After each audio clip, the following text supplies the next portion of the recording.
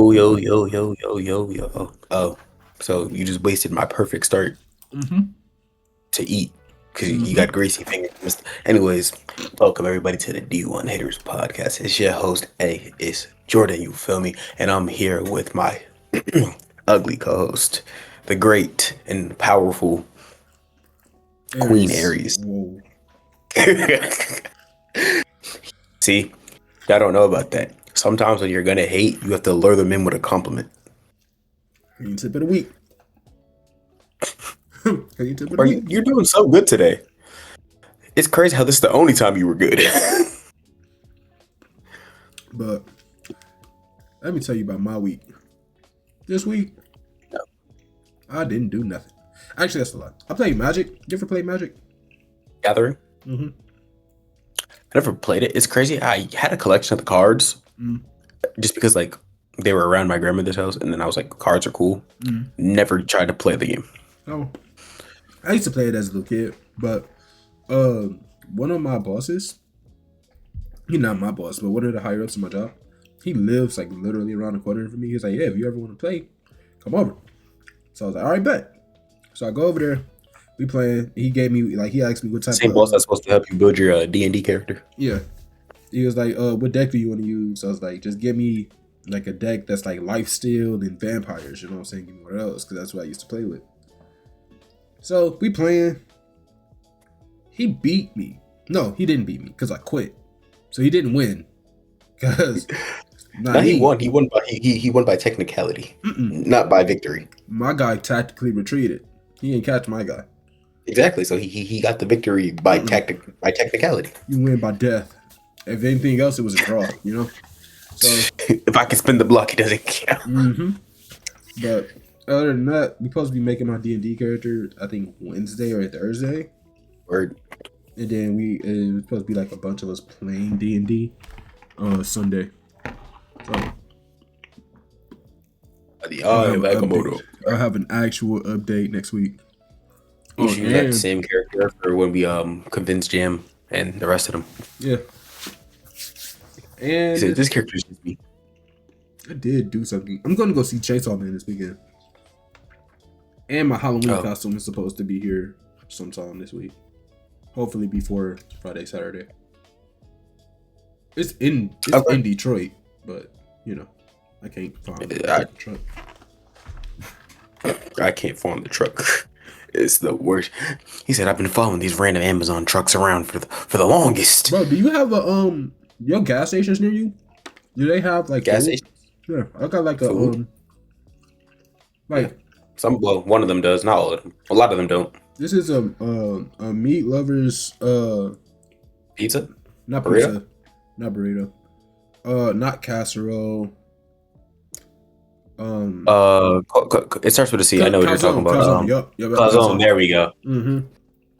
It's low key fire. I had to heat it up, but it's low key fire. I ain't gonna lie. I mean, yeah, they don't keep it heated over there. They're like, this is room temp for you to be able to enjoy. Oh. I was thinking $7.99. Not bad. You wanna know why? You know what's crazy? I realized that a lot of places that there's a gas station, it's just a 7-Eleven, right? Like 2 minutes away. So like they don't be putting the stores in the gas stations no more. There's the Speedway. They actually have they actually have a deli, but I did have that last week too. I got a Wawa bacon cheeseburger, bro. That's whatever meat they used. It wasn't cow. I know that for a fact. It wasn't cow. Was it good? No. I couldn't even finish it, bro. And it was like one of those that you like it's a screen that you pick the ingredients. I picked them. I picked them, and they sucked. I was like, oh yeah, no, y'all got it. Threw it away. Yeah, I'm telling you, it was cow. It just wasn't the part of the cow you thought you was getting. You got cow hoof. Probably all that extra. They said if you DNA test it, it comes back as cow. Yeah, I got cow skin. Ew. Straight udder. Bro, he munching on that big cow. This is fire, bro. I'm not gonna lie. Like I might go get another one. Gas station up the street, bro. I got in my car. My only one tire said that my air pressure was at like 17. The other ones was at 30, and I was like, That might be I that have might to be have a worse leak. than all of them. I say Yeah. that might be worse than all of it because if one tire go out, now you. Now, no, it's the fact that now I got like, if it's like that, like when I go back out there to leave, that means I have a leak in my tire and I got to get a new tire or a fix. You better do what what the real people do. Go on Mm. YouTube, how to fix leak with Oh, I know with how, 25 but cents. oh well. They're gonna tell you wet toilet paper, pack the wound, spray But paint black. anyway, how was your week? Oh, it was chill. What you call it? I went up to there's this college by me, Rutgers. They had their homecoming. Went up there. Fire. It was mad people from like every school over there though. So Mm. it was OD people. Um, my boy wanted to go to their game. We didn't go to the game because tickets were sold out. I'm glad we didn't go to the game. They were losing 35-3 by before halftime. I think that was first quarter score. The first quarter score was 35-3. I And would if have you don't know tactically football, retreated. bro, the thing is, you can't. Why? Because the coach don't care. Two, there's supposed to be a mercy rule where I think, but it's different in D1 college or when Yeah. you go to like the D1 college, the other ones. Because I know high school mercy rules, if you're getting losing by like 40, they Mm. cut the score. Like the game's done. You get one more chance to lower the score. If not, the game's over. Bro, was getting blessed. But besides that, it was like I know I think the mercy rule in college is just like they keep the clock running. Mm. Dang it. Yeah, the room started shifting around. He was gone. But I was like, I know I'm missing one. bro, you looked back and I was like, I'm thinking like someone like knocked at the door or anything. I'm like, maybe. And then I was like, he is missing a poster. But yeah, so we didn't go to the game, but jeez. Um yeah, they were losing real bad to the point that they kept the clock running even when it was supposed to stop just to speed the game up so they couldn't lose by OD. They still lost. I think the final score was 10-60 something. I'm not sure. They But all like need to be kicked from the program. no, but you could college here's why I tell you why college sports is hilarious. You know what so there's like real good schools. Like there's D1s and there's the elite D1s. Mm. They'll pay schools that they know they're gonna beat to play them. So the losing school is getting paid to play the school, knowing that they're gonna take an L. And if the losing school somehow wins, okay, we get a dub. Yeah. If they take an L, we got paid. You Like the got paid to program is getting lose. paid. Yeah. So it's like Absolutely win-win for not. you, I guess. No, you But still lost. as a player, as a no, but hey, but your pockets hurt. Not the players, but the program. But as a player, that's a lose. Like you that's a loss. You sitting there talking about something. Why are we playing the number one ranked school and we just became Division 1? We just got here. He just got I know. here. We about to get I know sent some schools back. go. Yeah, I know a lot of schools go as far as like D1 schools will pick like D2 to play. Like you're a whole division below me. Let me take this mill and take this L. But yeah, so after that we dipped off from there. One of our friends came from CT, they were staying in the hotel, so we were like there and they're like, okay, there's another function after, we'll go. Yeah. I left, it was cold. I got on some black like cargos, white, I got forces on chilling. My boy, he's in a sweatsuit. The other boy, he got sweatpants on, regular shirt, like fitted Yeah. decently. Well, we go to the function. The girl, they've been there before, but they've never seen like the dress code to the thing. So we get there first. I'm valid. I know I am because I'm not wearing nothing that's great. My boy walk up. He's like, "Hey, this the entrance." He goes, "Oh, you're here for the function." Yeah. He goes in to like do the tickets and all that. He goes, "Security, by the way, no sweats. Bye."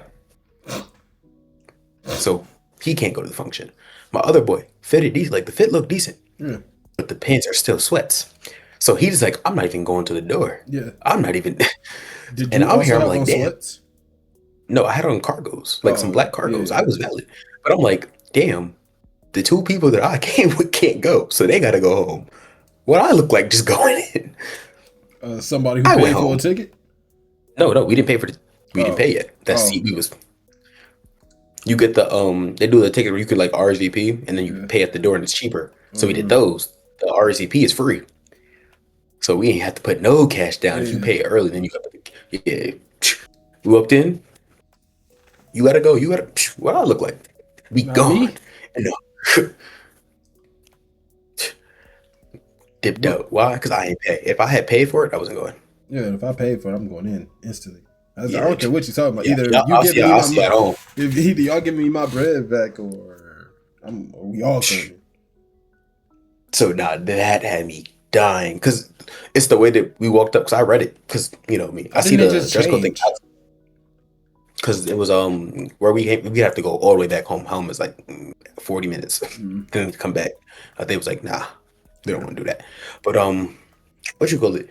We get there. I literally look at they have a dress code thing outside. It wasn't on the ticket. And if you go on their website, it's not like on the website for the location. Mm. You have to like go into like the extra questions. Scroll down. Is there a dress code? Yes, here it is. I'm not. No one's doing that. So I get there. I'm reading the sign. I'm like dress code for the thing, and I read it. I'm like, I laugh. I let it go. I'm like, why I got this dress code? This dress code sign like hidden behind the bars because Mm. like we get there and it's blocked by like the metal bars. I'm like, it'd be funny if they sent y'all home because it says no sweats. My boy goes to check. Story I just told you. A whole ride back, I'm dying. I'm like, damn, y'all can't dress decently. Y'all can't just put on some Wait, clothes. what function was this? Like, what is it? Like a It club? was Is at it? so it was like it was at a lobby, Okay. but it was like it was just an extra thing onto the homecoming thing. It's supposed to Yeah. be like they were like, oh, we'll play Afro beats, whatever. Everybody chill. I'm Mm. like, I don't really care. I'll go because my people's is good at this point. But damn, that had me crying. Talking about I never you not understood valid. it going to like different schools, homecoming stuff. I mean, I go because like that one's one of the local D ones. It's like a big function, especially if you go to like I went to a D3. Our homecoming cool only Yeah. because I know the people there. That one is like, yo, tailgate on this side of campus, on that side. You can get free stuff there. Like they do. Yeah. It's a bigger event than just the homecoming itself. Mm. Like of course, like the students get more because like they get the homecoming concert and all that. But Yeah. it was just supposed to be mad people out there, and I was like, hey, it's something to do. Yeah. I never understood it because, like, I went to Wayne State's homecoming, but why do you have a flashlight? It was in there. Okay. So I went to Wayne State's homecoming, but that was just because I knew people at Wayne State that was like, "Do you want to go?" And I was like, "Yeah, sure." But Listen, yeah, I don't think I've ever gone to a homecoming that I didn't know people. Like we got there and my boy was looking at me because every 2 seconds it was like, "Yo, Jordan was good." I walked off, came back. He was like, "Why you come back with three other people?" I was like, yeah, "I went to school with this one. This one goes here, and I know her." Or, bro, one of my middle school teachers was there and they had walked past, and I'm like, my boy, she was like, "Oh, Jordan, why are you here?" And then my boy was like, you know every age of the spectrum." I was like, "Bro." Cálmate. hey, But that bro, was hilarious. Mr. World known worldwide. Miss, no, Mister, never going out without them wearing cargos again. And I don't know, like if I'm ever going Now out the dress code somewhere, had. no, like even like if I'm going to like the store, yeah, I throw on some joggers. But if I'm going out somewhere, cargos, or if I wear sweats, then they're like sweated cargos. Like never gonna wear I like get it. my Well, I actual get it because joggers. it was the tailgate was outside and it's cold. So put on what you're gonna be warm in. Yeah. But Hey man, not me. man, I would have went in. I don't care. Y'all gonna have to wait in the car.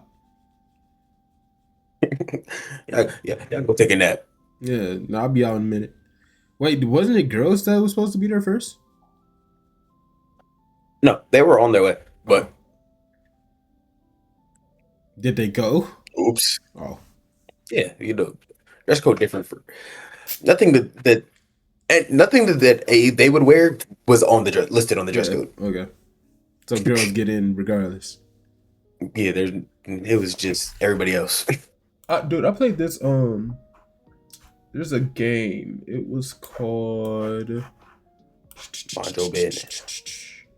Dang, I got so many tabs open. Final Sentence, right? I played it on stream. I played like 3 rounds on stream. Basically, what Final Sentence is a battle royale game. Players compete to type as fast and accurately as possible while avoiding elimination. Yes. Now, here's the thing. I was typing it, but there's 2 things that kept messing me up. It kept messing me up. The fact that My you're dyslexic. three things, but one, my keyboard. So like, I don't have a gaming keyboard. I just got a regular keyboard. So like, trying to type as a game on it wasn't really working because I would go to press W, but I would be pressing W and E at the same time. So it messed me up that way. Two, the other thing that was messing me up was as I'm typing, I'm hearing people die back there. Like I didn't know no, Yeah. like literally, because if you mess up three times, the guard that's watching you will pull the trigger, and it's supposed to be Russian roulette. But the first round I played, he looked for the bullet. It's a revolver. He said, Like no, like literally, he literally picked up the bullet, was scrolling through the thing. It was like, not that one, not that one. Oh, here we go. Bang. I was like, did he search? It's supposed to, you're cheating. "This is supposed to be random. I'm supposed to have chances." Then on my second round, I didn't know that this game had voice chat. So I'm over here talking, because I streamed it. I'm over here talking to chat. And I was like, yada, yada, yada. And then somebody, because I was talking while I was typing, somebody was like, bro, I need you to shut up. I was like, you shut up, loser. What the fuck are you talking about? Like, shut up. You can't multitask. Shut up. And then, You can't multitask. and then I heard the gunshot and he died. He died. I ain't gonna lie, it'd been hilarious if you like, you shut up, I'm streaming. He asked what's your stream? He was like, oh yeah, it's this. You hear, bah, he goes in the chat. Just want to let you know I died because of you. No, bro, because I literally, after I said you shut up, loser, I was like, Chad, why he talking like that? Why you talking to me like that? We still instant. No, that was funny. It was a fun game, but I think it would be more fun playing with people you know than randos, like most battle royale stuff. Yeah, I can see that. You know what it reminded me of? I forgot what it was. There's this game, not even a game, bro. It was just literally just a typing game. I forgot what it was called. Was it Let me see. Cool Math? It was. I don't think so. It was. Have to iron this out. It was literally just about speed typing, like it was a single player. You just gotta keep going. But the fact that they turned that concept into a battle royale, it's kind of crazy. because I gotta find that game. I do think that's like battle royale. Oh, Type Racer. There we go. It's literally just a type they made a multiplayer. Oh, that's cool. What? You type and it moves the car, but turning that into a battle royale where you type or you die. It's fire. No, the game is genuinely fun. I would play it some more, like genuinely. I just got to see if my man's want to play it. Because if I can get like at least 3 people in there with me, have custom rooms. Maybe. I think so. I don't see why not. Let's see. I was saying that'd be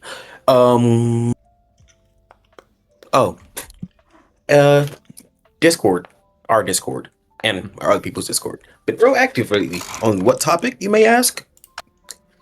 Gen V. Wait, pause. Yes, I'm gonna there use are custom rooms.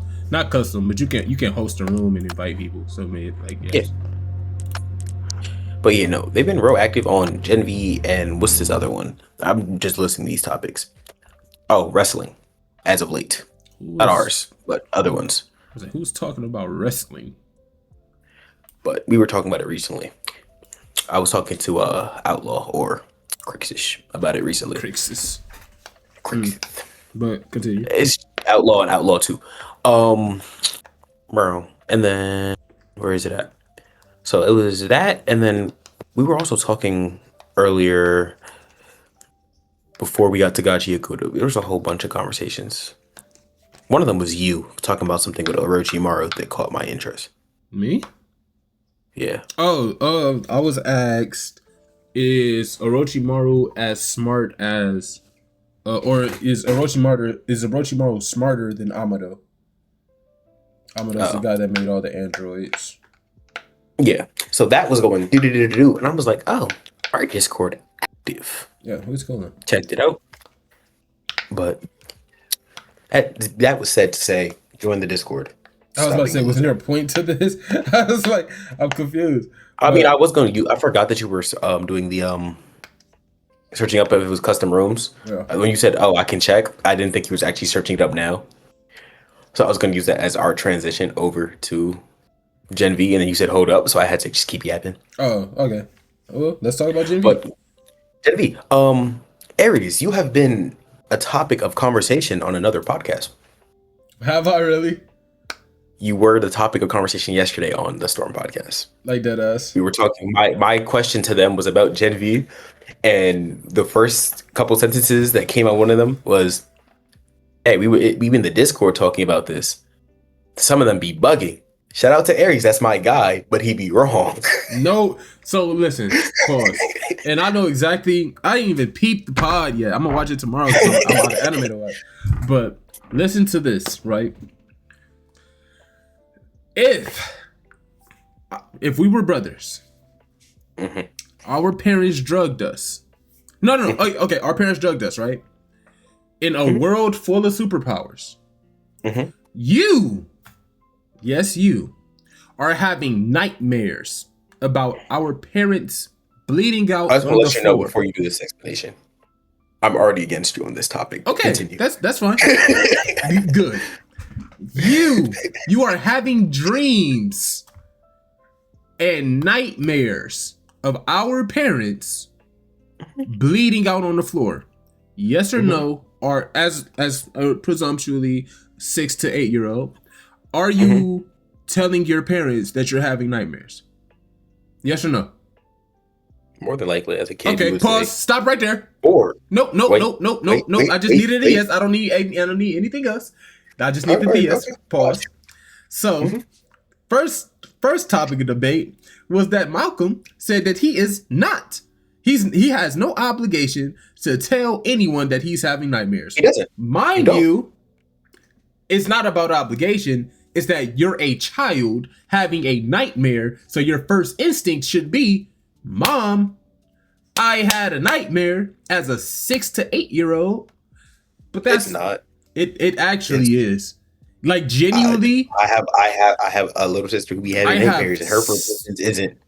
when I say I have a very big family.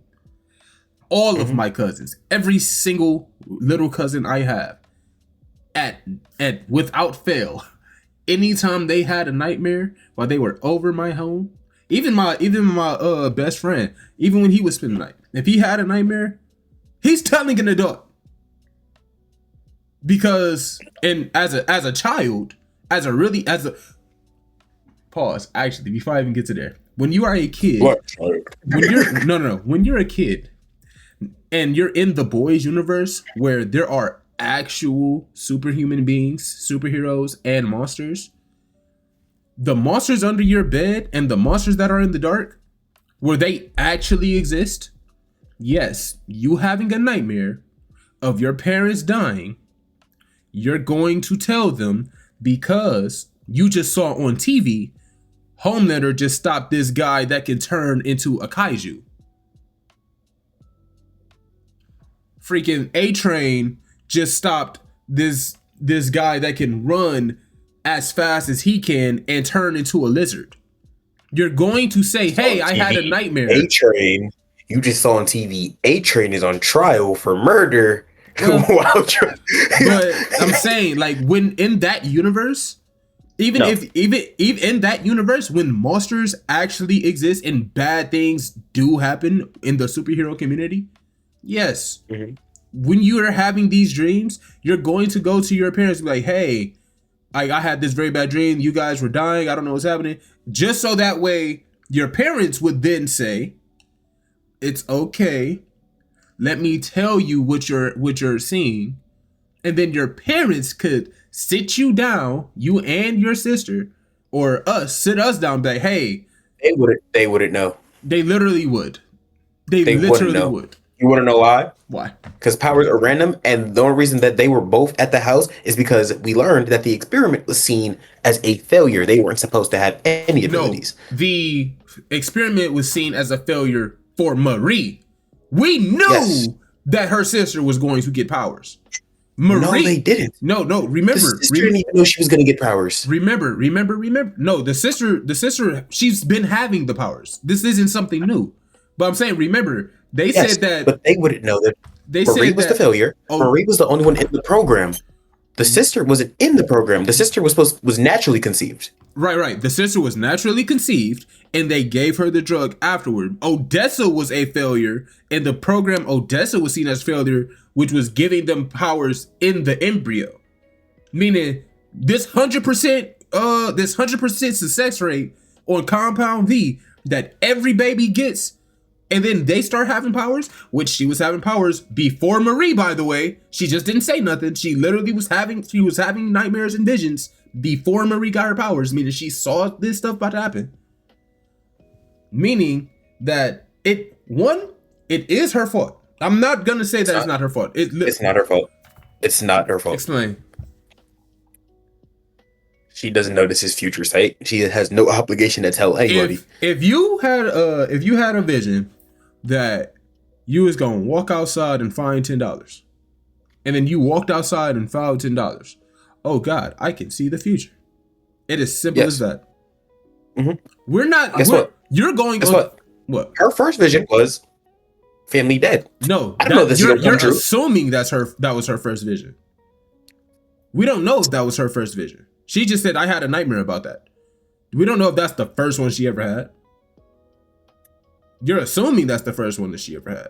Okay, and you're assuming that every kid is going to run and tell, well, I had it. See, assumptions are all part of the game. No. I'm not assuming that kids are going to go tell their parents that they had a nightmare, because that is something that actually happens. So that's a fact for every person.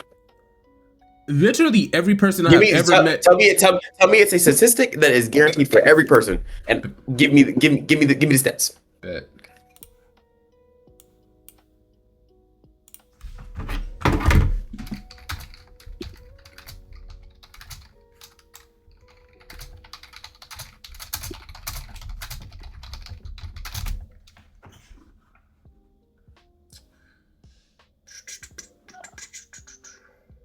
You said a statistic that is guaranteed for every person. You go one. All I need is one no, and your whole point is cooked. You said one what? I need one no. One no of what? Nightmares, night terrors, and sleepwalking in children. How parents can help. Nightmares. No, I'm looking for a very specific thing. It literally says what age. There you go. What age do kids start having them? And this is a statistic. Yes. When do kids start having nightmares? It is on health. It's a .org, so it's an actual statistic from the Cleveland Clinic. Don't forget up to half of all children have them. Up to half of all children have them. So 50% of kids. When do nightmares start? According to the Pediatric Sleep Council, researchers don't think that babies have nightmares. It's common for infants and toddlers to cry out when they wake during the night, but that doesn't necessarily mean they are having a nightmare. But it's a tough area to study. Babies and younger toddlers can't readily express their fears in dreams. I need the age. Oh, well, here we go. Younger than 4 or so is when they start happening. That's when they start having them. Half of all kids. Where does that say that they all tell their parents? Exactly. You want me to look for? What do you want me to look up? When do? Pause. Okay. So if they start having, there we go. So look, I did a mini experiment. Okay. I asked our Discord. Scale said he didn't tell them because he rarely recalls them when he dreams, and he doesn't recall having nightmares. So he's on the half that doesn't have them. Where is this? Is in our Discord in general. Then we have 10. 10 said he didn't tell every time. Yeah. General. Yeah. 10 says not every time. So there's one no, not every time. One on the I don't have nightmares, and then one yes. No. So what you're basing this on is every time you have a nightmare. I'm not talking about every time that you have a nightmare. Okay. From the ages of 8 to 9 is what you want me to add to that? How old was she? No, 6 to 8. I'm saying no. I'll ask. The question, because you got. I'm just trying to do a controlled experiment. Nah, because more often than not, I didn't even wake up. When I woke up in the morning, I couldn't remember what the dream or nightmare was. That wait exactly when he woke up in the morning, a nightmare that wakes you out your sleep like she had. You added extra detail. No, that's literally what happened. Is that or is that not what happened? Is that or not? We're doing the purposes. We're doing the purposes of when you have a nightmare. Do you tell? No. This is to verify whether Annabeth should have told her parents. Yes or no? Not if she should have. It's if she would have. It's not all. Not all kids are going to. Some kids be like, "Damn, that was a crazy nightmare. Good thing it's not real." Like, shrug it off.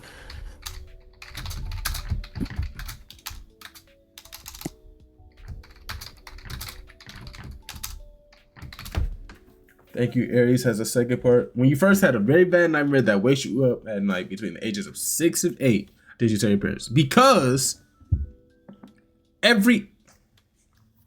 That's you typing. No, I did not. Me. Go get your mama. She not here. Go get your auntie. She not here. Who up there? Grandma. Go get her. Think she gonna walk over? Because I'm trying to tell you, every parent in existence can tell you at least one time they had a nightmare and their child came to them and said, I had a bad dream.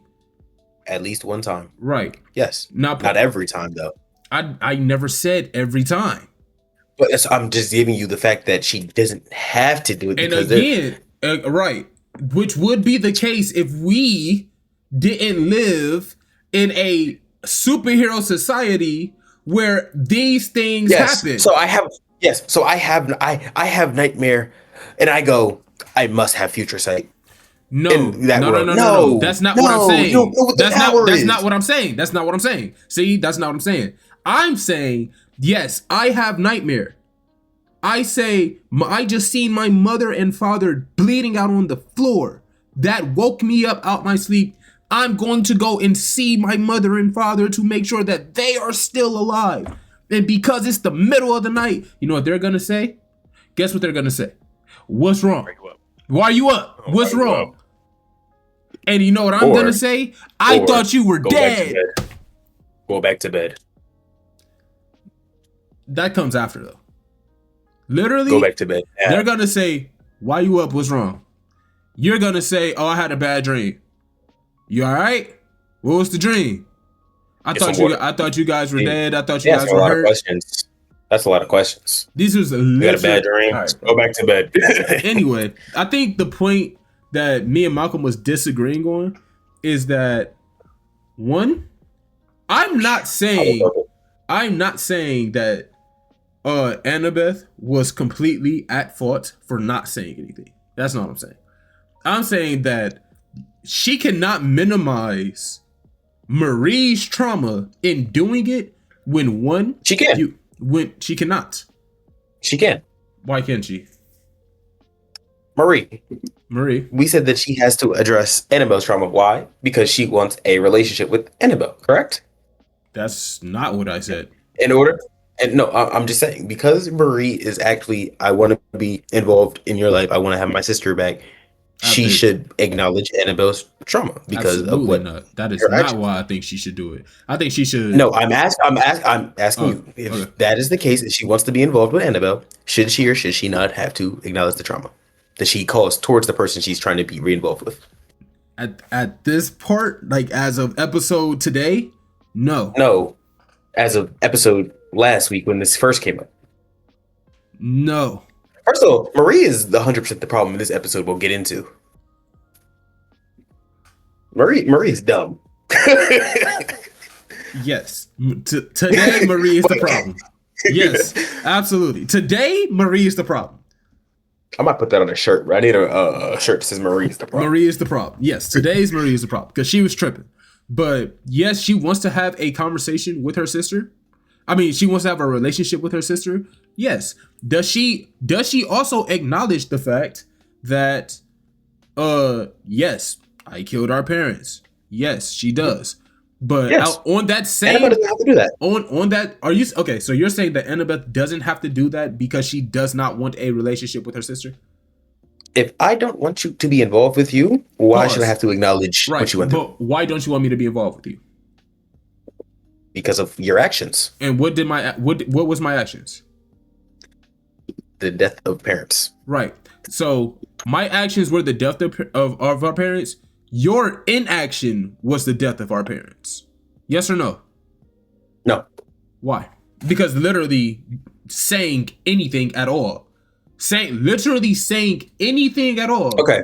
Yes or no would have stopped. I want you to tell me this. You're the parent. Little Annabeth walking there. I saw y'all die in my dream. Fuck, I'm streaming this shit. He said record ending. But I'm waiting till you start your stream. All right, hold on. Live pod Gen V talk. Because this is about to be like what? Because y'all. Let me charge. All right, that's on. Hold on. Let me tell everybody to get in here. If y'all free, pod going live. He yelling at them. Join now. Matter of fact, at Malcolm, he's active in Discord. Malcolm can join the pod. Pissing me off. No, he's not. He's active in Discord. Oh yeah. Here's the green circle. Yeah. It's just about if he gonna respond. Because I tried to get him too. I was like, to the age of 8 or 9, did you tell your parents every nightmare you had? You keep saying every. I never said every. No. You want to know why I'm saying every for a very specific reason. What's the reason? You're saying that it's occasionally, right? That you're at least one nightmare, right? I'm trying to tell you the fact at least one. I'm saying that the ones that wake you up in the middle of the night when you're a child, like I'm saying, yes, occasionally. I'm saying the ones where it's 3 a.m., like you woke up out your sleep in tears because you thought something was wrong. When you're a kid, not now, when you're 22 years old and you're like, I mean, I just had a bad dream. Oh, that's why I put the age range. Yeah. And if they say, hold on, there's always. You want me to add scale in here? Yeah, scale. I don't care. Look. There goes scale right there. But all I'm saying is, sometimes you don't gotta talk. You gonna be like, damn. That was crazy. Back to bed. Not as a 5-year-old, 6-year-old, 7-year-old. According to Outlaw, yes. Even out. That's because Outlaw didn't wake up. No. You just put a second part. He responded. Again, because apparently my body likes to sleep too much. Body likes sleep too much. And before that, he says no, because more often than not, I didn't even wake up, and when I woke up in the morning, I couldn't remember what my dream and nightmare was. And then you said you specified, and then he said his body likes sleep too much. Therefore, even if he did wake up per se, right back to bed. And that's when you're assuming because he never woke up. And you're also assuming that he didn't wake up. You told me he didn't wake up. In the first instance, and then you specified. In the first instance, he says no, because more often than not, I didn't even wake up. Yes. That's telling me he didn't wake up. And then, what did you say after that? Then you said, when you first had a one, it wakes you up at night between the ages of 6 through 8, did you tell? And you know what he said? And then he goes, again, no, because apparently my body likes to sleep too much to be scared. So therefore, either there's two options. Okay. Either he never woke up, or if he did wake up, he went right back to bed. He didn't wake up. There's two options. You're assuming one. You're assuming one half. You're assuming one half. There's two options. Both options. Both options. Look at this keyword right here. Look at this keyword right here. The keyword again, meaning he's going back to what he previously said, which was no. Because more often than More not, often than not, isn't that I didn't wake up anytime. It's more often. So there were times that he woke up and still didn't tell. pause, More often than not is the pause, key phrase in the pause, first one. So pause, again, referring back pause, to that, no, pause, because you're wrong. pause. No, Yo, you're right? wrong. You're wrong. Because You're now wrong. we're going You're into the wrong. more often than not, right? And again, to you, that's the first instance before I specify. And then again, saying in the second instance, he didn't wake up because his body likes sleep too much. Anyway, did you More add my often than point? not is not 100%. It's not 100%. Okay. More Okay. often than not is anything over 50-50. 65-45. 35. My fault. Math. Aren't you dyslexic and playing a typing game? Don't laugh at me. I'm not dyslexic. But again, the point is,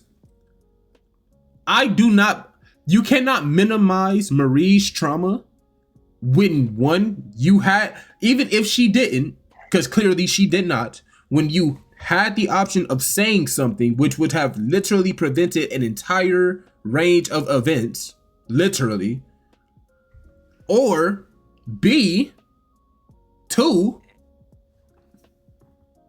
literally saying to Marie, you didn't even have to say nothing to your parents. Marie, I had a bad dream. What's the bad dream? You literally could have said anything and Good death been by Fire fine. Nation. He's not paying attention. What's up, Fire Nation? And you could have said anything and prevented it. And I'm not saying that Marie is not at fault. Marie is 1000% still at fault. But you cannot ever blame Marie and not blame yourself. She even says in the episode, it was easier for me to hate you for doing it than to hate myself for not stopping it. You like, yeah, I said join the stream because when you were a child, and when I say first, I mean you never had one before. When you first Also, you know had, what's crazy about this? I'll always hear you're done. when you Crazy part first about had this is nightmare, how what? Go, what? So the crazy part about this is how this whole conversation shifted from does Annabelle have to acknowledge Marie's trauma to Which is yes. damn because All right, two questions because now here. we're arguing this. Yes, no, Two it's questions. no, and then the first one it's no. She does not have to acknowledge Marie's trauma. That's my answer to that one. And what's the next question? The next Did I question. cut out? No, you didn't. The next Okay. question is: when you first had a nightmare, when you were 4 to 5 years old, out loud to you too. And when you first had a nightmare, the first nightmare you had, like that super bad nightmare that woke you up at 3 o'clock in the morning, 4 o'clock in the morning, did you tell Yes. your parents? Okay, bam. Real quick, Outlaw. You said if I know I got future sight powers. She didn't know she had future sight powers. They were regular nightmares. She didn't know they was predicting the future. Pause. You don't know that. You don't know that. You don't know that. You don't know that. Know that. We don't know that the first the first vision she had was of her parents' death. We don't know that. Okay, then let's put it like this. We'll address both sides. If she knew, then hell yes, she's at fault. Okay, thank you. That's all I wanted. If she doesn't know that she has future powers and this is her first instance, yo, that's crazy. You know, you just made a point. She was having headaches because of it. I tell them they're to the point they're causing me pain. Pain. Okay. Let me put it like this. You know, I have very loving parents, so like, yes, they would take care of me. My parents also didn't drug me. I was about to say, a lot of parents, you're gonna be like, oh, I'm having a migraine because I had a nightmare. You need an Advil. a lot of parents, you need an Advil. No, but it was constant. It was more than one. Anytime she had those nightmares, yes, pain. I think also when she was describing the migraines too, there was that first instance. We don't know how many times she had nightmares of the parents dying because like we said, she doesn't control when she gets them. They're sporadic. Right. So the migraines, yes. For all we know, she had seen it once before they died. Let's say minimum she saw it once before they died. Mm-hmm. Right? Bam, damn, bad dream. Now after that, you're getting them back and forth. I get it, and here's where I put it for Annabelle. After that first one, where it's bam, it came true, you have to acknowledge them. But if you don't want to tell people, because bro, you PTSD in your head, metas can't control nothing, and they're good for jack, right? because of your sister. I'm not done. Because your sister's accident. So the parent's death, if you knew about it, that's your fault. If this is not your first instance, if that's your first instance, it comes true, and your sister's the one to do it, and you're like, damn, these meta powers, they they done killed my parent, this and the third. And she don't want to be a meta. She told us that. I said meta. Fuck. What are they called? Soup. Soup. She don't want to be a soup. We know that now in current tech. She doesn't want to be a soup. She never wanted these. Whatever. Right? Bam. Can I ask a question? Tano, you're saying you're sus because you know the context of the story. Wait. Let me ask you this though. Yes, You said in the second instance, it comes true. Like again, this is the first time she has these powers, and it does come true, right? Mm-hmm. Why again? Okay, at this point, we've moved past the fact that you should have said something when you had this bad dream. You went back to sleep. You ain't think nothing of it. Cool, that's fine. Yeah, because I'm like, okay. I can acknowledge on that part that there are kids that will. There's some that won't. That's sure. On the person. Bam. But according to our local text. Now, the fact that you know that this was a vision, you saw that this was going to happen. Now, my question is, why are you minimizing Marie's trauma? And you knew that this was going to happen. Now, you didn't actively know. You thought it was a bad dream. But now that you've seen it come to fruition, why not say, Marie, it's okay.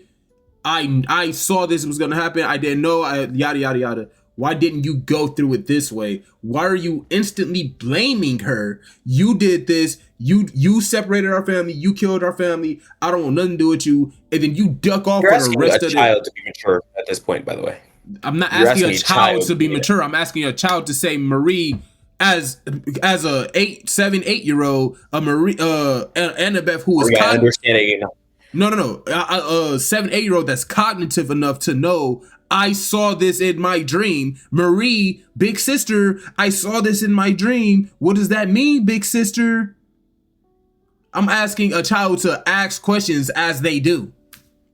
That's what I'm saying. And again, you know who she asked? And I'll put it like this: you know who she knows she's asking questions to? Not Marie, big sister, who just murdered our parents. You know she asked parents. Shh. Wait, I'm gonna get to Tano. But real quick, she asked Pam, who actively separated her from Marie because she was terrified when Pam knew about the experiment. So it's not also her the environment that she was in, her protector now, her guardian, Pam, is also a big contributing factor into this. Tano cooking that we've been ignoring this whole time.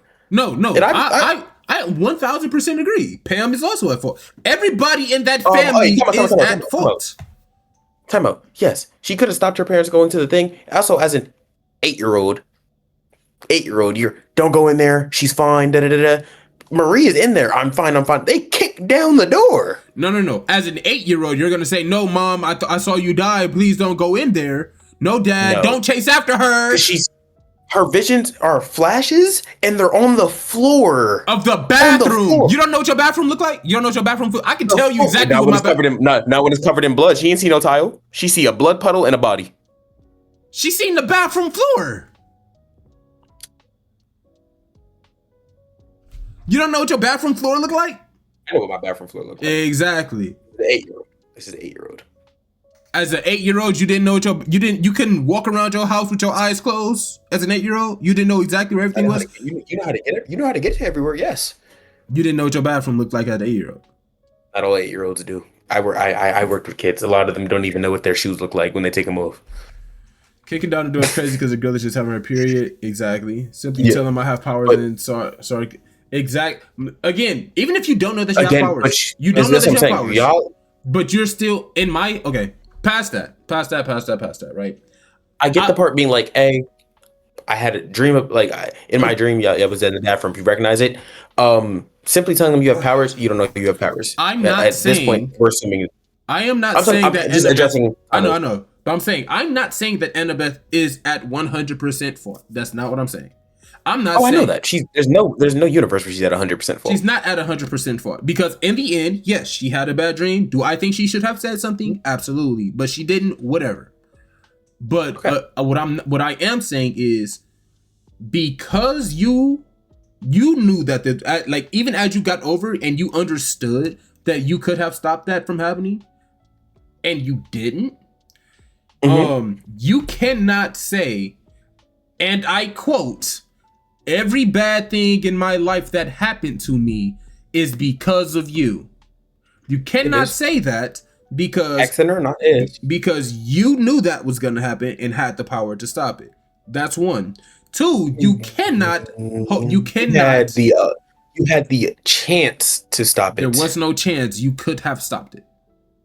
It was guaranteed 100% that little little Annabelle could have stopped it. Yes, 100%. there was a 100% chance that little Annabeth. And from here on, you're lying, and I will not argue this further. Continue. How was it not 100%?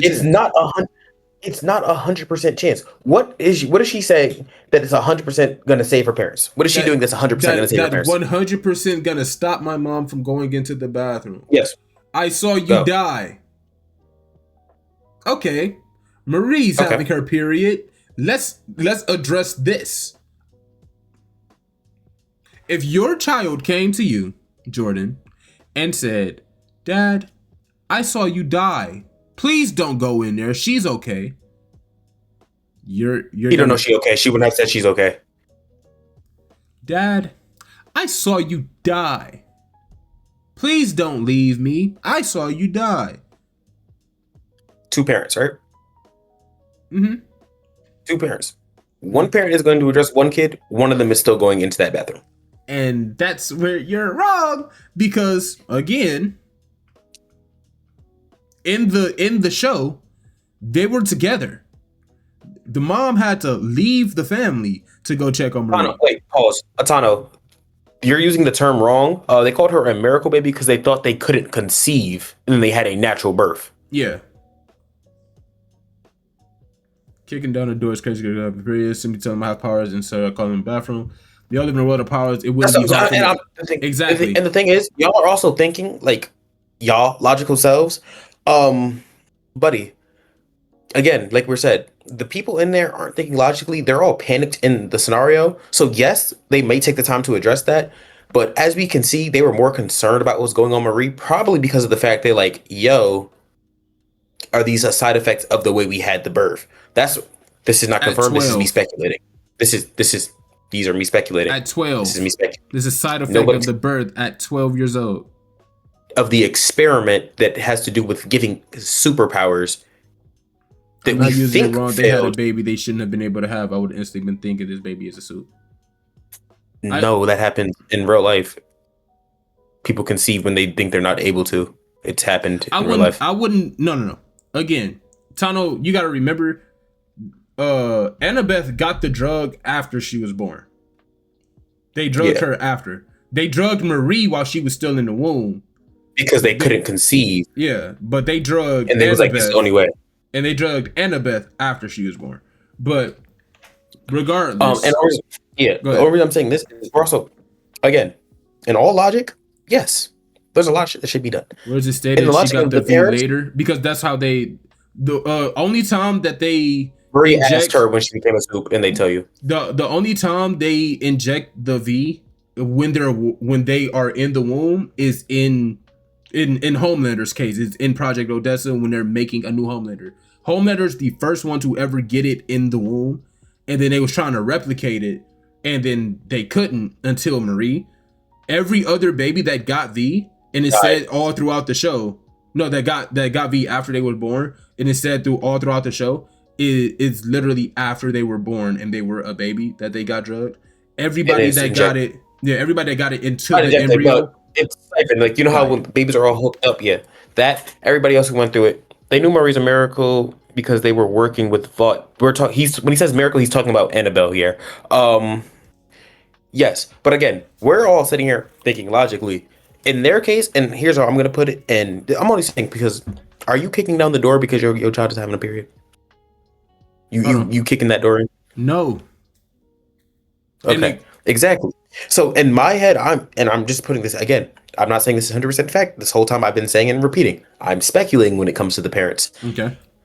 They did Project Odessa to conceive. Marie. They're thinking, okay, our kid is supposed to be the next Homelander or whatever, the next big soup. It failed. She's now in the bathroom tweaking. She's supposed to be a soup, and she ain't get. they're in there. Plot one, she's not just like period tweaking. We have to acknowledge Marie's in that bathroom screaming. Yes. And pause. Oh, like Pause. Yes, she's screaming. flashbang. Sorry. Yes, she's screaming. And when you're a parent, which you should say, "Are you okay? What's going on?" Like, yes, that's when you're panicked. Pause. It did. And then she says, and right. And then she says, "No, I'm fine, mom. Stay out. No, I'm fine, mom. Stay out." At that point, it's like, okay, she's probably having her period. More than likely, she's having her period. She doesn't want me to see. She's embarrassed. Cool. Okay, call me if you need me. We can talk about it. Yada yada. Exactly. And I agree with that. They, in their heads, they could have been things. I don't know what that was running through their minds, but it wasn't that she was having a period because Dad walked in, boom, scared her, and poosh. Mm-hmm. So I don't know what they were thinking. I'm assuming that they had thought it was something to do with the. So you believe that Annabeth has all rights to like say, Marie, you're not my sister anymore. This is all your fault. I am perfectly in the clear, and don't come around me no more. You believe that she has every right to say that? Every right to say it? Yes. Every right to believe it? No. She doesn't believe it. Even we know she doesn't believe it. We know she doesn't believe it, right? But why does she even have the right to? She thinks if I hate you more than I hate myself, it'll cancel out. Yes. And you shouldn't have that right to say it. Freedom of speech. Freedom of speech. Say what I want. But Aries will lead Bubble Bash to the light. I'm trying, bro. I'm trying. Tano, if you want, you could still just join the Discord and we can drag you. Talking about something should have been in this episode. You can join the thing. I'll drag you over. But yeah, what you call it? Should have been on the thing is, join up. You can join. That's what I'm saying. That's what I'm saying. You can join and we'll drag you. But just join one of the rooms and I'll drag you over. And I'm saying the thing is, y'all. Do I think Marie is at fault? Yes. Do I think Annabelle is at fault? Yes. Do I think Pam is at fault? Hell yes. Do you think the parents are at fault? Pam is the adult in the situation. The parents are at fault because, and I don't know how many of y'all watch the pod. Malcolm used an analogy of if you get in the car and you hit our parents and kill them, and then you're getting out saying it's not our fault, it's the car's fault. I said, Malcolm, that was a great way of trying it, but it's more of like if you get in the car not knowing your parents cut the brakes and you end up killing them because the brakes are cut. There you go. Right. Or no. You get in the car, your sister cuts the brakes, and your parents watched her cut the brakes. Oh no! Your parents cut the brakes. No, your parents gave you the pliers, or gave you the scissors, and then your sister cut the brakes, and then you killed the parents. No, because that's still saying Marie is making the active decision to cut the brakes and then drive the car. Marie's driving the car, not knowing her. If the parents gave Annabeth the scissors, Annabeth cut the brakes, Marie drove the car because they gave them Compound V. No. Yes, I'm saying them giving Marie Compound V and not explaining that, hey, they said that this failed. There's a big chance that not a big chance, but there's a chance you could get powers. No matter how small, you should tell your kid when it comes to superpowers because we know it get treacherous. They never told Annabeth that it failed. No, I'm saying they should have told. No, I'm saying they should have told Marie. Hey, yes, you might get this. Powers. Yes. So the parents are still at fault of this, but I'm saying the action of them giving her the V in the womb, that's them cutting the brakes. Because now I don't know the car's gonna lose control or that it can lose control because you didn't tell me that. Hey, we cut the brakes at this point. I get in the car to drive. Annabelle, you see our parents in the middle of the street and me coming down it in the future. You don't warn them. That's your play in their death. Mm-hmm. The parents, you know the brakes are cut. And didn't say you nothing. See the car coming down. You see the car coming down, and you forced yourself into the street as I'm coming down. Mm-hmm. I know. Even I'm honking the horn, saying, "Don't go down the street. Don't go in the street." You're cutting off Scale and Tano. Let the guest speak. Speak. Wow, I would have taken that. There. What do we? Yeah, I was waiting for the anime. I don't think Marie's wrong at all. She was in the bathroom. Did you watch? Pause. Did you watch this episode? I'm fully caught up. Yeah. Okay. As a kid, I agree with you. Marie you're not at fault because you don't know what's been done to you. That's what I'm saying. Like, even when they were using the car analogy and Malcolm was like, it's the car's fault. Agreed, because the parents cut the brakes. I can't control the car because you cut the brakes. I'm not at fault for the car not stopping and hitting you. You cut the brakes and didn't tell anybody. Parents killed themselves by not listening and busting into the bathroom. But not listening, giving them Gen V and not telling her, yo, there's a chance you could get powers. In not a telling world for the superheroes. Yes, not telling Annabelle, hey, you also have this V in your blood. If anything weird starts happening, let us know. Like, I feel like in the Gen V universe, you know how parents have to talk with their kid? There should be two talks. One is the soup talk, and then the sex talk. Okay, the soup talk should come at the age of 4. I think everybody in that family is at fault, and yes, most of the blame does go to Marie because in the end, you killed the parents. Most of the blame should go to the parents. Most of the blame should go to the parents. Most of the blame should go to the parents. You said what? I agree 100% on the parents. One more time. You cut the brakes. He said the 100% on the parents. No. And I'm gonna tell you why it's not on the parents. Why 100% not on the parents? Not 100, but like it's big like portion, more than Marie. 75%. 70% it's on the parents because yes, you should have said you might get powers in the future. Let me know if you're having any irregularity. Dyslexic and a speech impediment? Oh my god. Let me know if you have any abnormalities. Let me know if you have any abnormalities. Use baby words. Let me know if there's anything wrong or anything weird happening. Any abnormalities. And then if you start succumbing to them, we'll deal with it that way. But you should not shut up here. But you should not say anything. You should always say something that could result in a death. That's one. Bam. So 70% on the parents. Mm-hmm. Annabelle, we get to her. It's either 5 or 15. Right. 5 if she didn't know that she could see if she did. This is the first time that she's figuring out like, these might be my powers. 15 if she knew see actively. Because like you knew actively, but you're also a kid. So there's things like kids think weird. Have you ever seen a kid watch their iPad rather be upside down doing cartwheels just to watch fucking Bluey? Pam, solidified 10. You're an adult. Why are you raising absolutely Annabelle this way? Oh, your sister's a monster. We're terrified of her. Pam, you held her after the experiments. You knew that y'all injected compound V into her. Not even family, by the way. Well, they never stated that they knew the egg or whatever had V in it. They just wanted a kid. No, but the compound is under God U. Compound is under God U, and they knew it was an experiment altogether. But I don't. It's just the only way they could. They put V into the egg. I'm pretty sure it's never stated that they knew that was in there. No. Yeah. Project Odessa itself was recreating Homelander, and it was injecting V into the embryo while the baby. But they didn't tell them that Odessa was a secret project. They didn't tell the people that it was called Project Odessa, and that's what they were doing. They did. That's how Pam knows.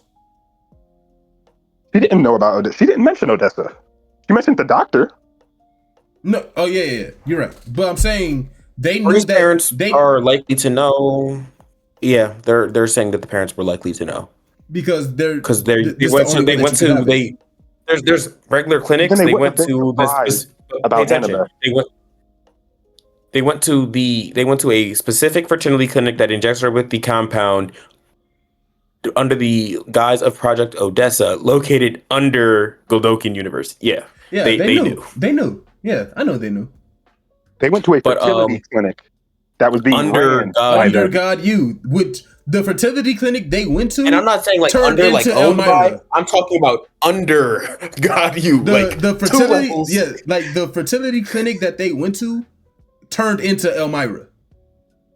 And then they said that it's not stated, but highly suggested that they were aware of the risk and implications to create the experiment, but they thought it was their only choice to conceive a kid. Yeah, they knew. So it's implied. It's not confirmed. It's I don't implied, think but they knew. It's heavily implied that it's heavily. they knew. I'm gonna say they knew. I'm gonna give them.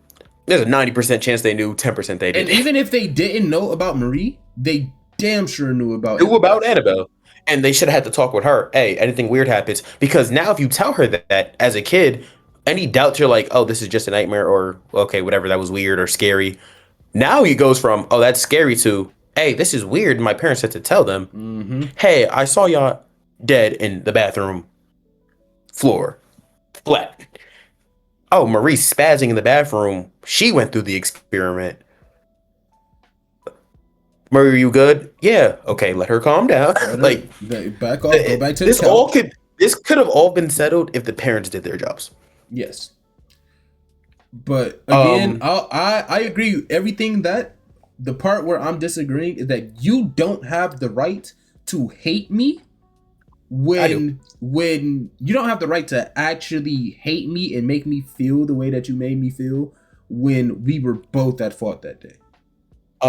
People hate and do much worse than that for much less. And the fact that you went to Pam. This is a good time to say that I want to suggest Annabelle as hater roundtable of the week. Marie's the only one who's not at fault for what happened. Everyone else is at fault. I'm gonna tell you why Marie was at fault. Marie was at fault because she actively killed them. Even if they bust down the door to get in there, she had no control over her powers. She did not. It doesn't matter. It doesn't. Let me put it like this: your brakes are cut, and you're in the car, and the car hits somebody. You still get charged. You get charged less. You still get charged. Like your brakes are cut, and you hit someone. I think it's involuntary manslaughter. Even if your brakes aren't cut and they just stop working, and car accidents where it's genuinely an accident, you're still at fault. You get charged with involuntary manslaughter, which is the unintentional killing of another person. Yes, you're still at fault. So yes, Marie is 1000% still at fault, but the family itself is at fault. But again, that's not my problem. She has the least amount of fault, and so that's why in my breakdown, if you do the math, Marie's sitting at 5% max. It go from homicide to manslaughter. Let's move on to Marie being the dumbest person on the planet. All right. Oh, yeah. We can move on. Yeah, we ain't gonna let people yapping for a minute. But this current episode, bam. And here's why I say Annabelle. If Annabelle don't want to mess with Marie, that's on Annabelle. Whatever. Does it look good for Annabelle? No, Annabelle knows it doesn't look good for her because she even said that she was. Talk about me, Annabelle. Annabeth. Oh, my fault. I'm sorry. Annabeth is just a dumb name. But. Yeah, so she was over there talking about it's easier to hate you, whatever. So you know you're in the wrong. Hey, if you don't want to associate with the person, you don't have to acknowledge nothing. Start the episode review. I'll be right back. Yeah, no, you're nappy. Get out of here. Anyways, so she knew that she was wrong for how she was. She's like, it's just easier to hate you, and that happens in real life. People start hating just because it's easier than being like, damn, I was wrong. Marie should have let her die. Marie, yes, but we know Marie wanted a relationship with her sister. And let me put it like this. Marie wasn't going to let her die. And Annabelle and Annabeth, was in the wrong from the moment she got up. When you helped them escape and then you start hating your sister. You're the only reason. She's the only reason you're alive. And then she's going to hit her to the universe. No, she's the reason I died. I was like, no, you died because you was with Pam and Pam ain't keep you safe. But I digress to continue the episode. As we know, we go through the episode. I have my notes here. Oh my gosh, I haven't had to use my notes in forever. Yes. Let's just get into the meat and potatoes of Marie being the dumbest person on the world. Now we know that you can see the future, right? We know that Annabeth can see the future. Marie goes, what good is a precog that gets caught? And okay, bam. To be fair, precog. You can see the future and you still got your neck slit. That's a fair assumption. And let me put it like this. And her vision also doesn't control. Accurate. Let's say she doesn't, not even, no, they're 100% accurate. They're just not, she doesn't control when she gets them and she doesn't control of what they are.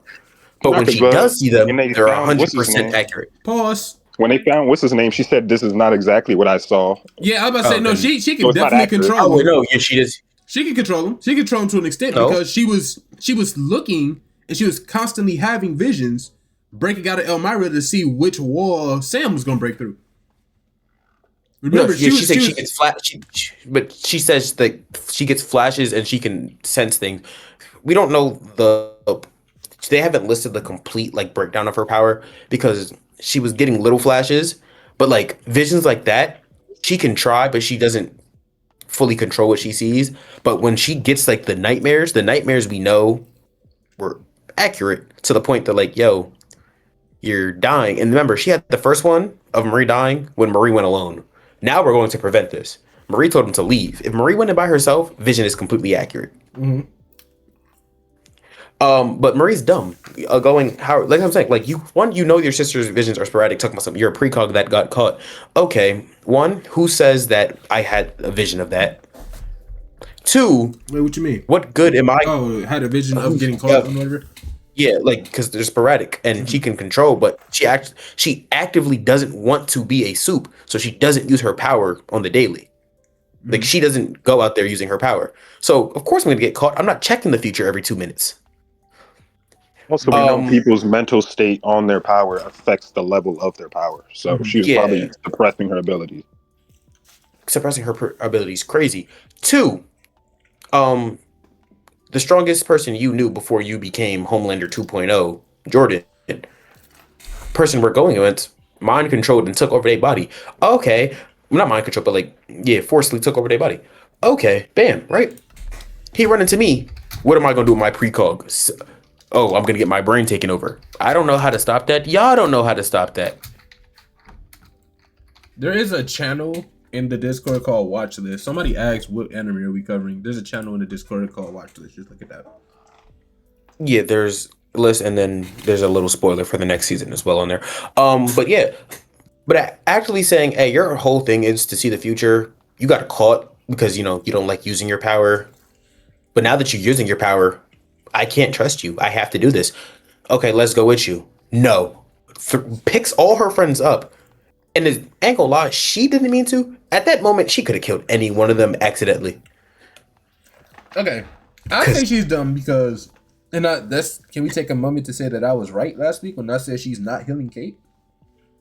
She's stupid for that, too. No, but that's what I'm saying is... That's what I'm saying. That, and I'm like... If you weren't going to heal her and you know that's the only reason she's coming, then when you walked off yesterday, instead of not saying anything and letting her follow you, I'm not healing you. She should but she said, why'd you let me come? She was like, because I knew if I didn't, you was going to tell everybody else. So it made sense. Like, yes, come with me. Yeah. But at the same time, no. But they're going to find out anyways. She's also kind of a hypocrite. How? Marie's the biggest hypocrite. Because the whole reason she has an issue with Kate is because she used her powers against them. But then you bloodbend your friends and say, I'll heal you if you push them. And then tell her to do what you're mad at her for. That doesn't make sense. And then Kate literally says that. Two. What's his name? If I was Kate, look at Kate dumb. Kate's dumb. Because she said, if I heal you, you need to push them. Okay.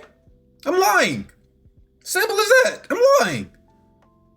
Heal me, and I'll push them. I'm gonna push them to that. But also in Kate's whole thing, it's like just for Marie to burst her arm again. Huh? Well, yeah. I forgot Marie. I wouldn't risk it. I would not risk it. Was that Marie that did that, or was it Jordan? It was Marie that burst her arm. Jordan burst her skull. Oh, okay. Yeah, Jordan hit the sonic boom. She hit the wall. Yeah. Damn. But the thing is, and I'm sitting there as Kate, when you're sitting there, right, and you're like, okay, heal me.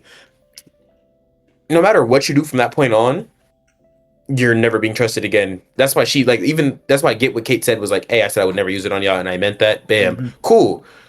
Because if she does it there, I know I threatened you. Marie is the most hypocritical person in the world. She don't care if she threatened you or not. Next time they get into an argument, you said you were going to use us again, but when I held them in the air, you brain wiped them. Like Marie, and they all know the type of person Marie is right now. Too, Marie sucks. Let's get back to Jordan. Jordan is sitting there bonding with their future sister-in-law. Well, what they thought was their future sister-in-law, Annabeth, in the car. And they're like, "Are y'all together? Like boyfriend, girlfriend, boyfriend, or boyfriend, girlfriend, girlfriend, girlfriend, girlfriend, girlfriend?" Yeah. Boyfriend, girlfriend. Yeah, there we go.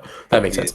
And then she said, "I thought we were." She's like, "I thought we were," because you know how we had a whole 2 episode arc of Jordan learning. Damn, bro, a calzone and now a slice of pizza, bro. Listen, hungry as hell. I didn't eat nothing. I didn't eat anything on my lunch today. Y'all don't be knowing, bro. He be on here. Did you make it the thumbnail of the last episode, or no? You just left it off. I forgot. I thought you didn't send one, so I just didn't make it. I'll change that. Yo, yeah. The thumbnail for last episode was supposed to be him eating wings because I joined here one episode and it just pulled up to what you call it? It was straight Aries and it was wings or ribs. It was one of the two. Huh? Well, one day it was ribs, and then the other day it was wings. So big back. Your mama. Aries a fat ass after my own heart.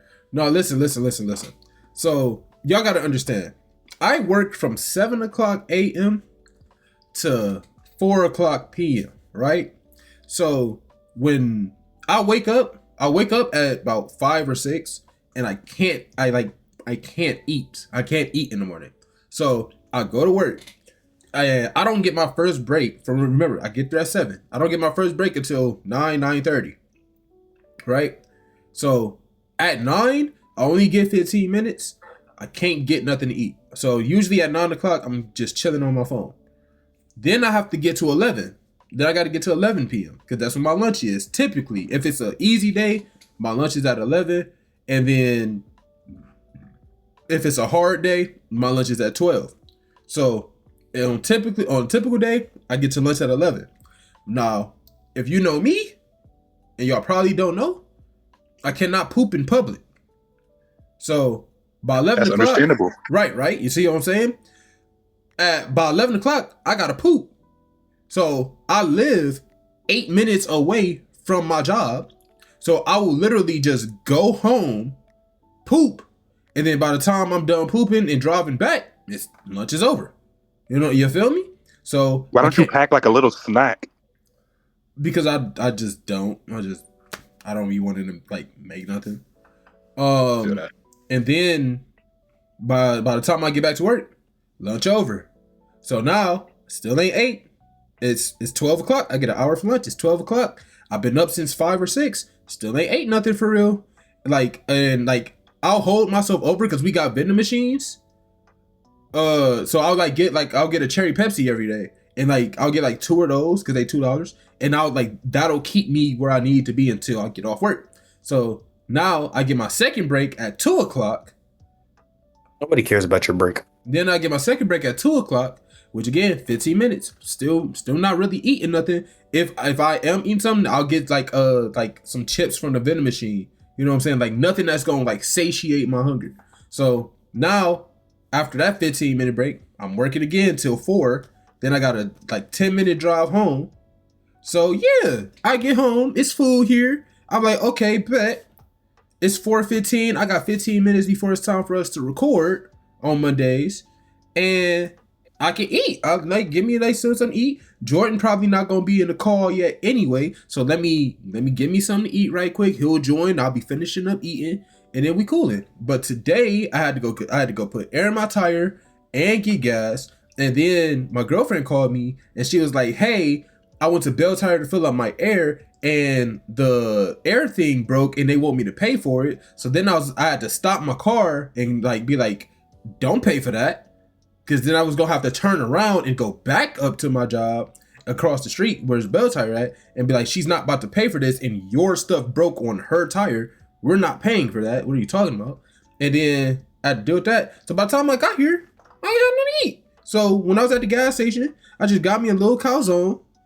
And I was like, okay, that's cool. That was good. Heat that up. And then I went out there to go get somebody ordered groceries. I went to go get the groceries off the porch. And I saw it was pizza in the kitchen. Let me just get my little pizza. You know what I'm saying? I don't be eating all day. I be hungry. Shit. He said all that just to gaslight y'all, by the way. He eats every episode, no matter if he's on time or late or not. Because I be late and on time, and I don't eat throughout the day. You feel me? This will all be easier if you just have a snack on you, like a granola bar. Actually, don't exactly. like granola bars. But like again, like I'll get some chips or something, but I don't be having anything that actually eats. All I hear is excuses and weakness. How about not eating on it anyway? Anyway, back to the episode. I don't even know where y'all left off. Yeah, you're bugging, by the way. Kate saying Marie isn't listening to reason was completely justified, in my opinion. No, it was not. Completely. No, it was not. No, it was not. Yes. Let's get to that part. Marie is acting the same way Kate was acting when she thought she was the strongest. Marie literally is the strongest now, and she's worse than Kate was. If you're the only person on the planet that can heal me, I am not going to say anything at all that will make you further not want to heal me. Because at first it was... She's bugging in context, but what she said was truthful. Okay, so before, Marie is all like, maybe I'll heal you eventually. After you say that... After you say that, I'm not healing you, bro. No, because now you done made me mad. Because now I'm not listening to reason. Now I'm not healing you so that way you can potentially get back at us. You trying to sneak me. Because last time, you snuck me. You know what's hilarious? You know what I hated about that part? It's that when Polarity was like, yo, the way you healed me, heal her. And then she goes, oh, she's making you say that. You know damn well her powers don't make people do what she wants them to do right now. No, I don't think she thought it like that. I think she thought it like, oh, did you get him to say this for you? They were together the whole time too. Yeah, she that's what I'm saying. She thought that she touched him and was like, convince her. Her powers don't work like they used to. She would have said that, and he would have been like, he would have been stabbed himself. See how you healed me? Heal her. No. I also think, so yes, Marie was dumb this episode because why are you turning on your friends? Listen to the person that has future sight, and 3, heal the person that if worse come to worse, she can make the bad guy you're trying to get kill himself. Simple as that. Worse, it's a battle of minds. A battle of minds. Also, I will say this: I love watching the show with my friends. For one reason only. Before the episode starts, we sit there and we speculate. And after the last episode, I started thinking. I'm like, their whole purpose right now is to go get Godolkin. Marie's going there to go get Godolkin, right? Mm-hmm. I'm like, what if that's not Godolkin and it's a worse villain? That was my first thing. Okay. It was like, no, that's the what you call it? That was like, no, he's literally the saving grace because he'd be beating on him. He can't be worse if he's getting hit by the other dude. I was like, okay, whatever. He goes, he has no Gen V in his blood, and he has mind control powers. What if he's being mind controlled by a student? Okay. Right? I like how at the end of this episode, we looked at each other and we was like, yo, we're both wrong. So our theory should have hit fusion. When he had no V in his blood, he didn't have. It should have been common sense. Yeah, when he had no V, it should have been common sense to be like, oh, the one in the tank that's 100 plus that should be dead has the powers. Not common like sense. It should have been common sense. But they also saw him punching on that dude, so it's like they saw him like beating him. Why would he be beating himself? Not you himself, don't have your own body. Huh? But why would I don't know. If I was in his position and I'm getting mad that I can't fix my body, and I'm like, I might as well just end it because he contemplated that multiple times. I would have been like, yeah, it's him. He never said I just would have put myself in that shoes and thought how I would react. And yeah, that was all to himself. Yeah, he never said that in front of them. And even he was talking about killing that body. Everybody was like, damn, he must be a threat to you if you want to get rid of him that bad. That's how they were thinking. Marie's also dumb for one more reason. She heard part of the plan. Okay, Godolkin can help us, right? Bro never said how or what he planned to do with Godolkin fully. It don't matter. Marie just walked up. No, but saying Marie just walked there and healed him. For all we know, remember he's the starter of Vault. He might know that Godolkin's a terrible person. Yeah. And Marie just took it. She's like, okay, we need him. I didn't say we needed him healed. We just needed the body. And you over here. So didn't she know he was a Nazi? Okay, so here's the thing. No, I'm gonna say Marie made sense for that because if we have to get out of somewhere, the last thing I'm gonna try to do is carry you. and I can make your legs work, I'm not carrying you. You're gonna get up. You know that we're in danger. You're not comatose. You're not like a vegetable. Like, you're cognitive. So get up and get out. Now, Are you talking about when Marie healed him? yes, but I do agree that the moment he started talking crazy, blow him up. Why are we waiting? Blow up his arms, blow up his head, take it out now. The moment Kate said that's not Godokin, that's Cypher or whatever she said, no, like, you're cancer. You got 2 days to live. Do what you can. Well, Marie, you got to remember, right? Every time she healed people with people around, they all took damage, and she wasn't that weak. When she healed him, nobody was there. So that was fully her that had to do it. I know. That's why she was so weak. I don't care how you were weak. Kill him. She healed someone who was literally like moments away from dying. She wasn't about to be able to do anything.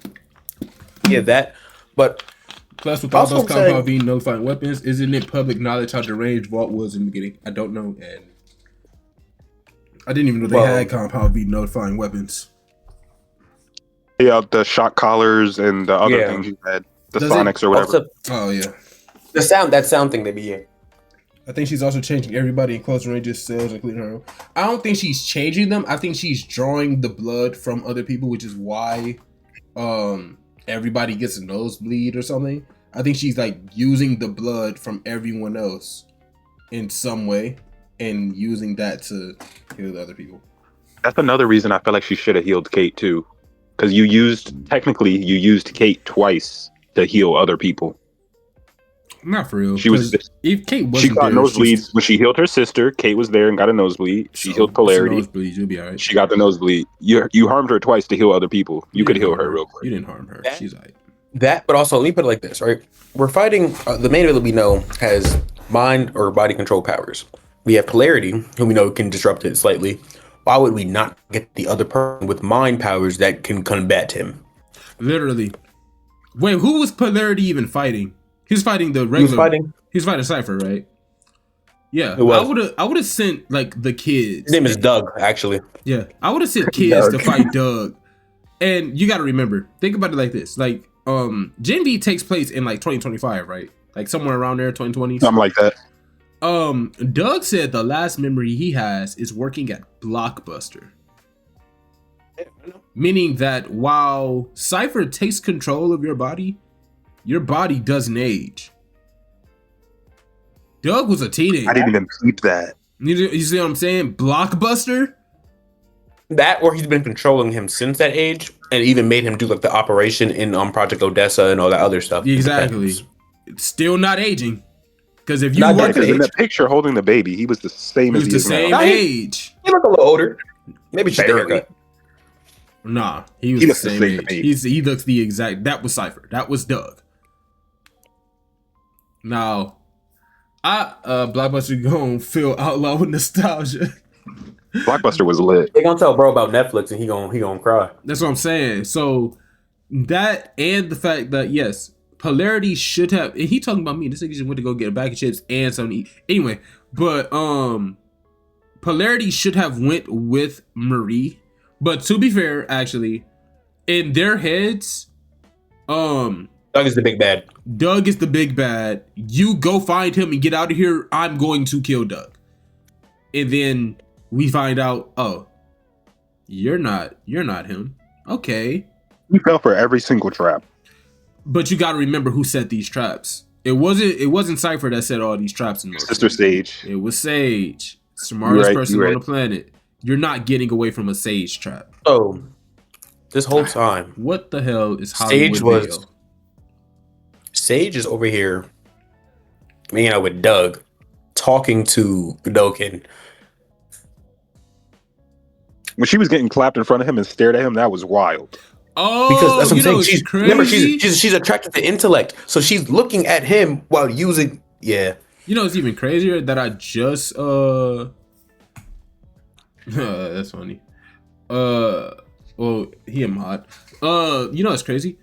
I was like, when they said originally that that Kadoken's body was Cypher's dad, and then she started getting clapped right there. I was like, clapping in front of your pops is wicked, comatose or not.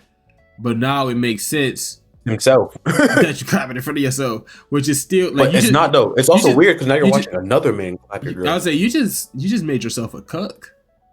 Also, they violated Doug. Yes. The hell out of it.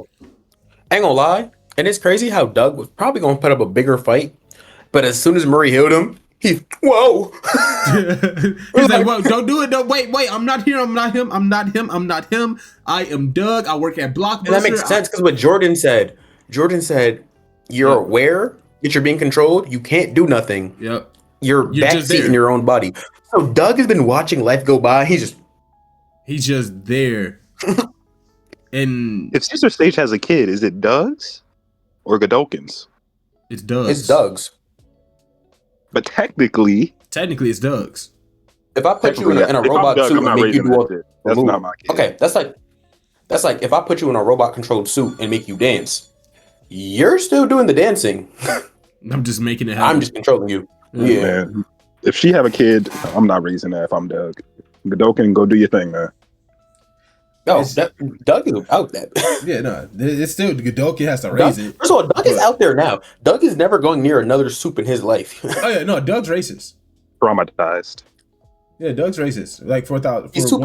He's supers. Yeah, but down with the supers. Down with the supers. With my damn, notes. super sound like a slur now. Hold on, wait. You think he's gonna off? What's the other soup? He'll probably off B Lady. He'll probably off Bushmaster. Wait. Oh yeah, everybody that is because this is literally my next note. How is sucking someone up your butt a superpower? How did you get into this school with this power? I want to know how he found out he had a pocket universe. How did you? Is it a pocket universe? Yeah, it's a pocket universe. They said he can just put anything in there. That's why they don't die when they go in. Now pause. All right. Okay. Now listen. Gross power, absolutely. But low-key, that's kind of fire having a pocket universe in your butt. You could trap people, so I guess that's wrong. No. See, you lost me. I'm not trapping nobody up my butt. Absolutely not. But my thing is, right? Oh, wait a minute. Pause. Because now we got to think about the science of this. It's a pocket universe, right? And if it's a whole pocket universe, that means there's like nothing there. Like there should be an endless void. White space. That means that the asshole is literally a wormhole.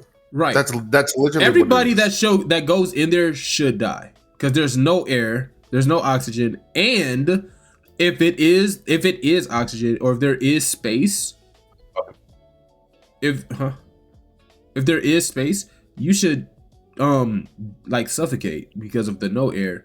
And if there are it's a pocket dimension. It's more like what's his name that has like the like when the video game characters or animated they put the stuff into like the dimension, they can pull the stuff out like that. Yeah, it's a pocket dimension. Like what's his name?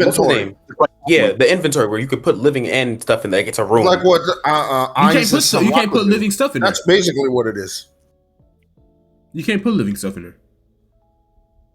But even then, even in the game, yeah. But even then in the game, that's a room built for people to be able to go in. Your asshole was not built for that. No, but the thing is, it's not the asshole. It's not the asshole itself. The asshole is the gateway to the pocket dimension. It's just the door. That's the difference. Okay, yeah, it's just the door. Even if you go through the door, how do you get how do you get back out? And two, I would assume not. Well, that's why he kept him on the leash. It's a wormhole. It's that not makes a black lot of hole. sense. You don't get spaghettified. Yeah, that's what I'm saying. No, I'm not saying how do you get back out because you're spaghettified. I don't think that. But I'm saying you don't get a spaghettified because that's a pocket dimension. That's not a singularity. I know, but I'm saying it's a pocket dimension, but the dimension itself is space. There wouldn't be any oxygen. They haven't described the inside of it. You know what they're gonna do one day, bro? He's gonna come back So we're gonna see one of the main cast go in there, and we're gonna see it's like a living room area, like a lounge. They do keep showing him in that pocket universe. I feel like it's gonna play a part. No, I think it's gonna be a. You know how the Deep does like ads for the show sometimes. I think it's gonna be like him just doing an ad and be like, "Take a trip into this pocket universe I have," and it's gonna be an ad for the show. If he has it under his no, go ahead. We never addressed that. Them making the Deep head frat boy. Great writing. Makes sense. Great writing. He's stupid. He was there forever. He's an idiot. He never graduated Godokin. He's still a student. I have a note. It says, because you got your ass beat, you got a whoop, bro. Right. So you, Cypher, he got beat up by Polarity and chose to go hit himself. Because he called himself useless.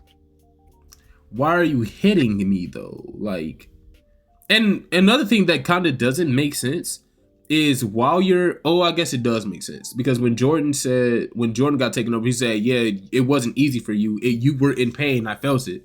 I was about to say, how does, like, when he was beaten on his real body, he was crying. His real body was crying, and like he was speaking, you know?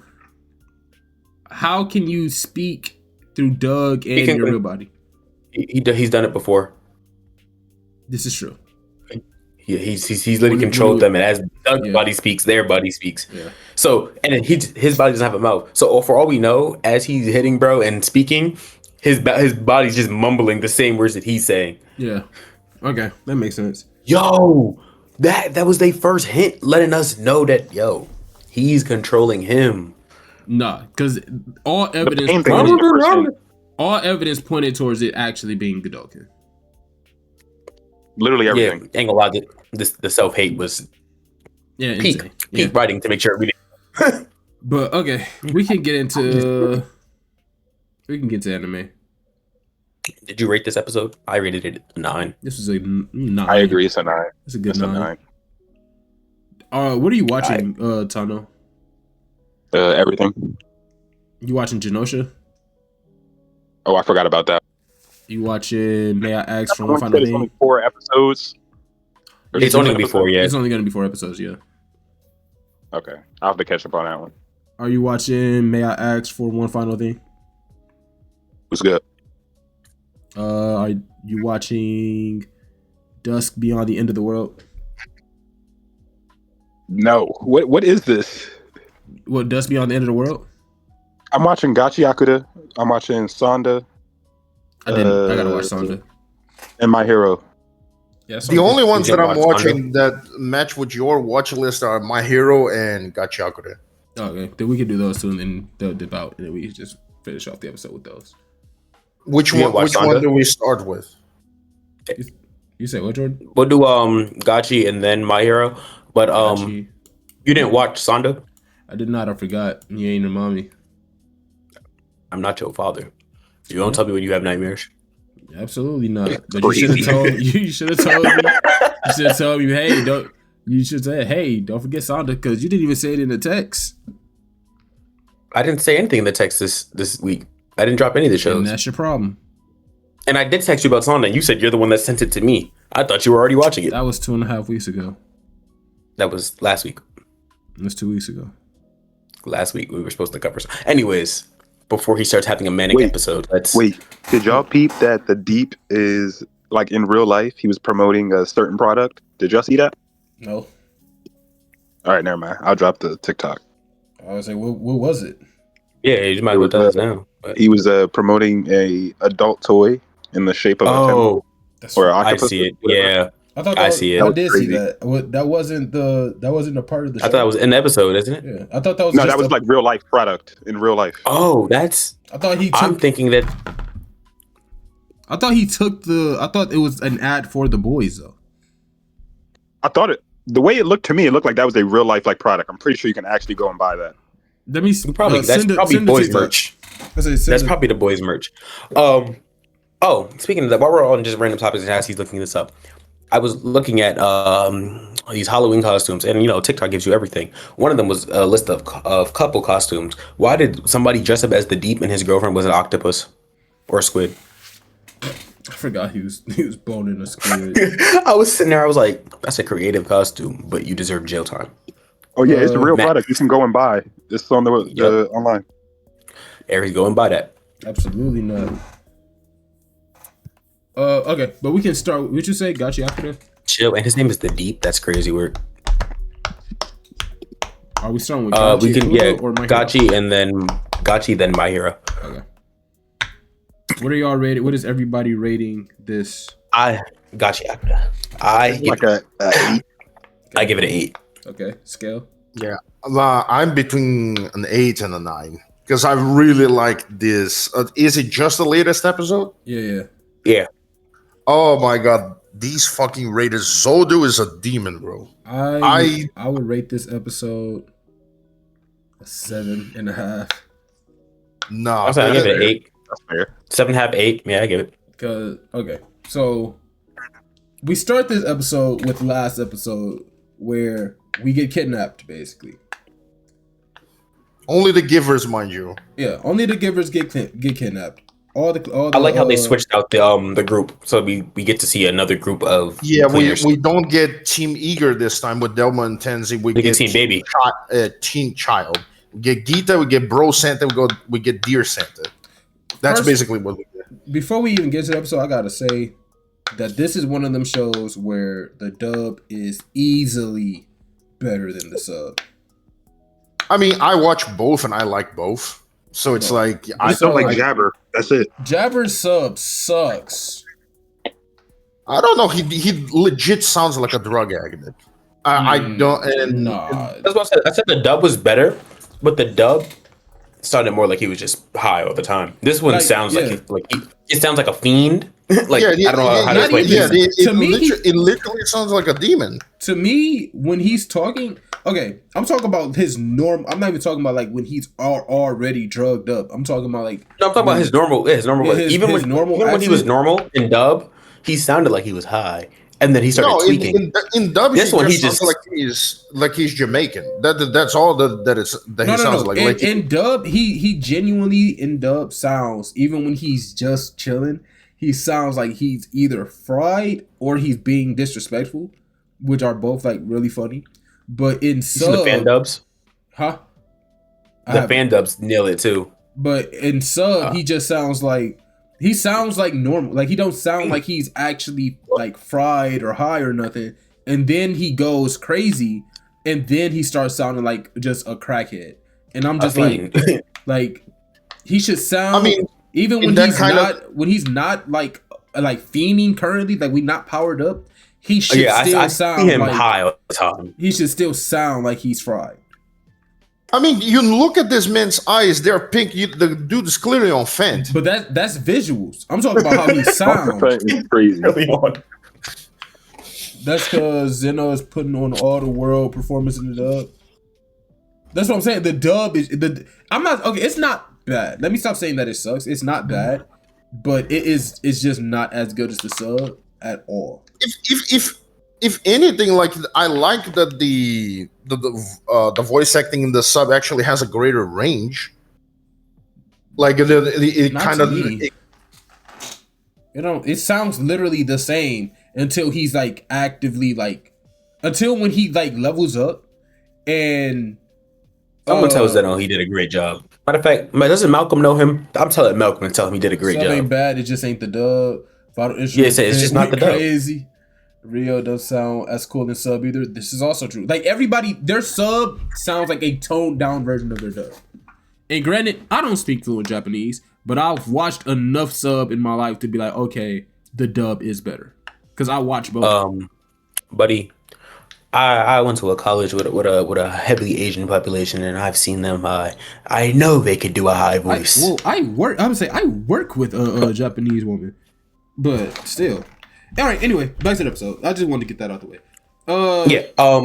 Zildo is his name. The boss. Zoldo. Boss. I'm the boss. But boss has the power to copy other powers. Wait, what? Y'all didn't catch that? He raised his hand and all the portals opened. She didn't I don't think that was Zoldo. I think that was Chitoni. No, I think she's controlling that remotely. Nah, that was all him. No, I don't think that was him. I don't because think if it was her, it would have showed her doing something. It was literally him. He literally did this for all the things to open. I think there was like a signal for them to activate the portals. Yeah, it was a signal. It was a signal for her to activate the portal, and then she can just open multiple portals at once. Let me tell you why I don't think it was a signal. Because I'll catch you. But I don't think it was a signal because remember when they were in the diner, she didn't need a signal. So why would you need a signal now? The dude literally timed the trash slide with a clock.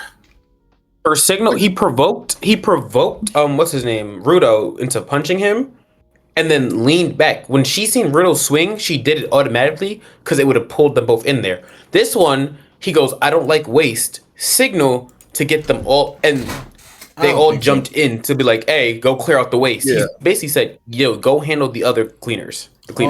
And also, I wanted to point out a dog toy in the shape of deep squid girlfriend. Yeah, that had. It's probably a real thing that you can buy, but I'm almost certain it had to be add revenue for the boys. Yo, bro, you still on that? Do you want to buy one? Are you good? Who? You. What are you talking about? You over here talking about the deep still. You want to buy one? If you want it, it's $100 on the website. I'm reading the chat. Why do you have price? Why do you have price? Why did you Google it? It's $100. Go cop it. But yeah, but everybody gets their one-on-ones. We were wrong last week, Jordan. We thought that almost everyone. We thought that the two kids, we thought they were going to fight together. They not. I thought the matchup was based on the image, but we got a lot. We got two of them correct. Yeah, no, I think we got Rail versus Girl, and we got Jabber versus Zonka. Yeah, Zonka. Rio versus what's the blonde's name? With the long hair. Yeah. Her. No, Rio's about to cook. I think the matchups are all correct. I think we just. Yeah, Geeta is the only one that doesn't have a matchup, and I think that she's going to end up fighting Shitoni herself. Who? That's what Geeta, the girl in the onesie. Oh. The one that. She's by herself. Yeah, she's by herself. She's probably going to fight Shitoni. We thought she was having. But she's going to end up fighting, what's her name? The super great girl. Wait, what? I think she's gonna fight the girl who has the super great teleportation. Yeah, Shitoni. I think that she's gonna fight Shitoni. Yeah, I think that's going to be the matchup. Like, we don't know who Bro Sent and Deer Sent are fighting, like the Chad Cowboy Raider, and we don't know the boy that Ancient is fighting right now. We know Nerd is fighting Rio, and we know Zodi was dealing with Rudo right now, and then Jabber is fighting Zaka. And I have to give credit to Zaka. The man was looking good at the beginning of the fight.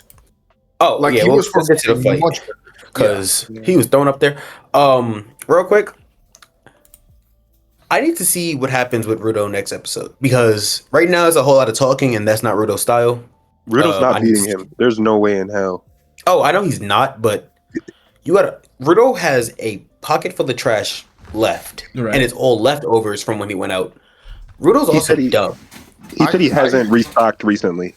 Yeah, because remember he restocked for the first mission when they went out to go find I was about to say Anka for some reason to find Amo, and they're not going on a mission, so he's only going to restock missions. He should stay stocked. 2, you just had a whole trash slide. You ain't scanned that trash slide not once to see if there's anything to.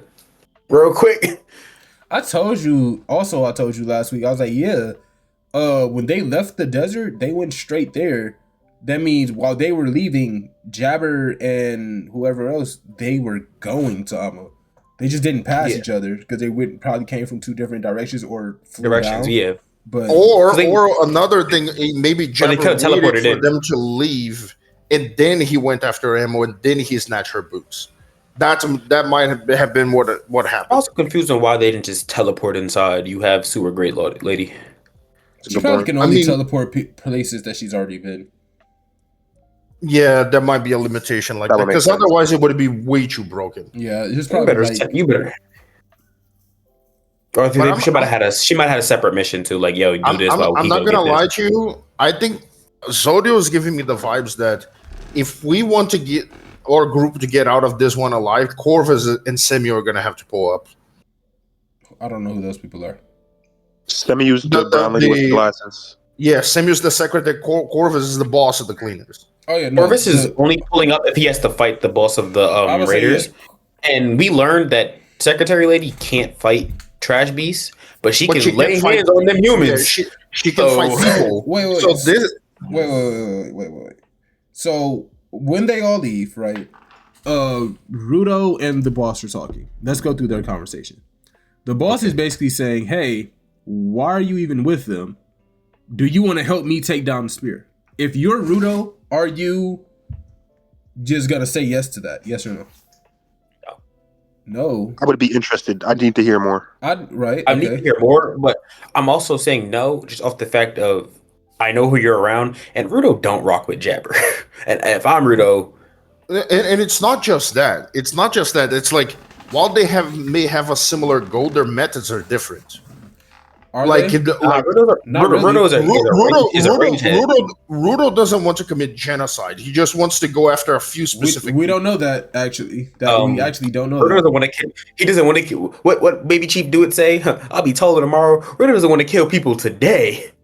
Yeah, like right now, but when he go up there, remember Rudo actually scale. Rudo, yes, he does. He wants to take down everybody on the spirit because they all threw him away. He kicked off. He literally said, "He said, I'm gonna come back up here and kill all of you." When Amo was using her powers, he was literally still down bad for Chua.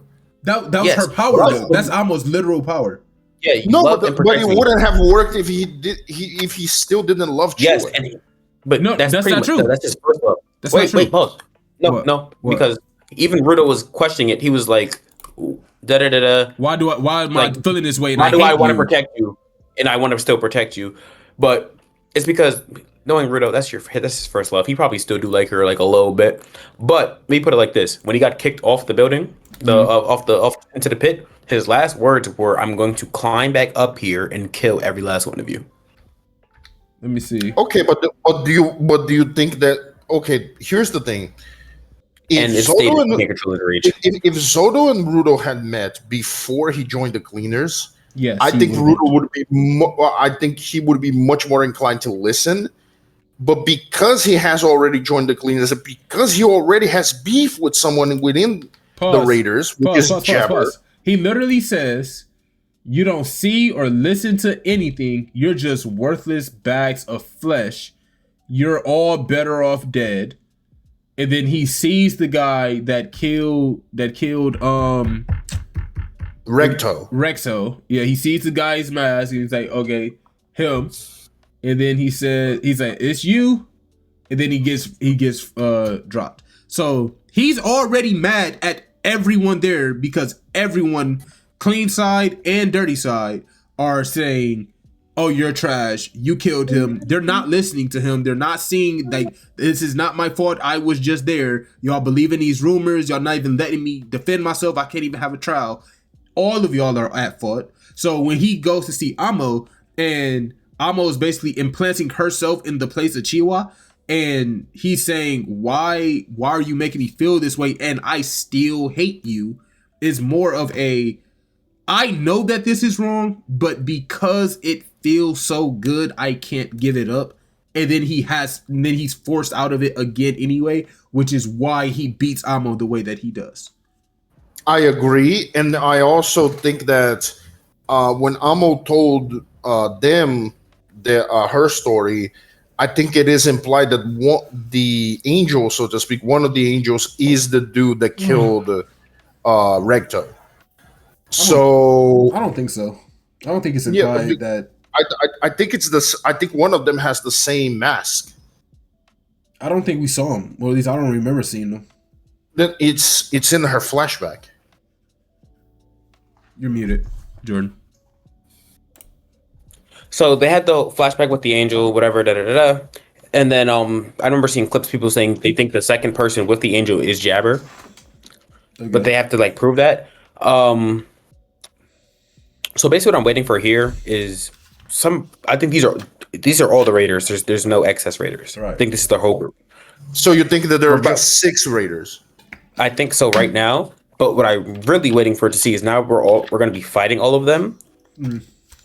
Somebody here is going to pull out wings as their power, and that's going to confirm it for them to be like, it's the boss. I don't think so. I don't think so because Zodo even says, "I'm not from the sphere, and I have no way to get information from there."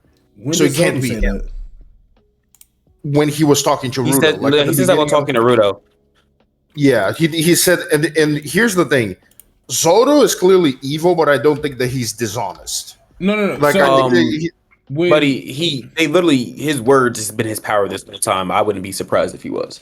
I don't know, but here's the thing: I think the altar of Gachiakura is not gonna do that because that would be too predictable. I think the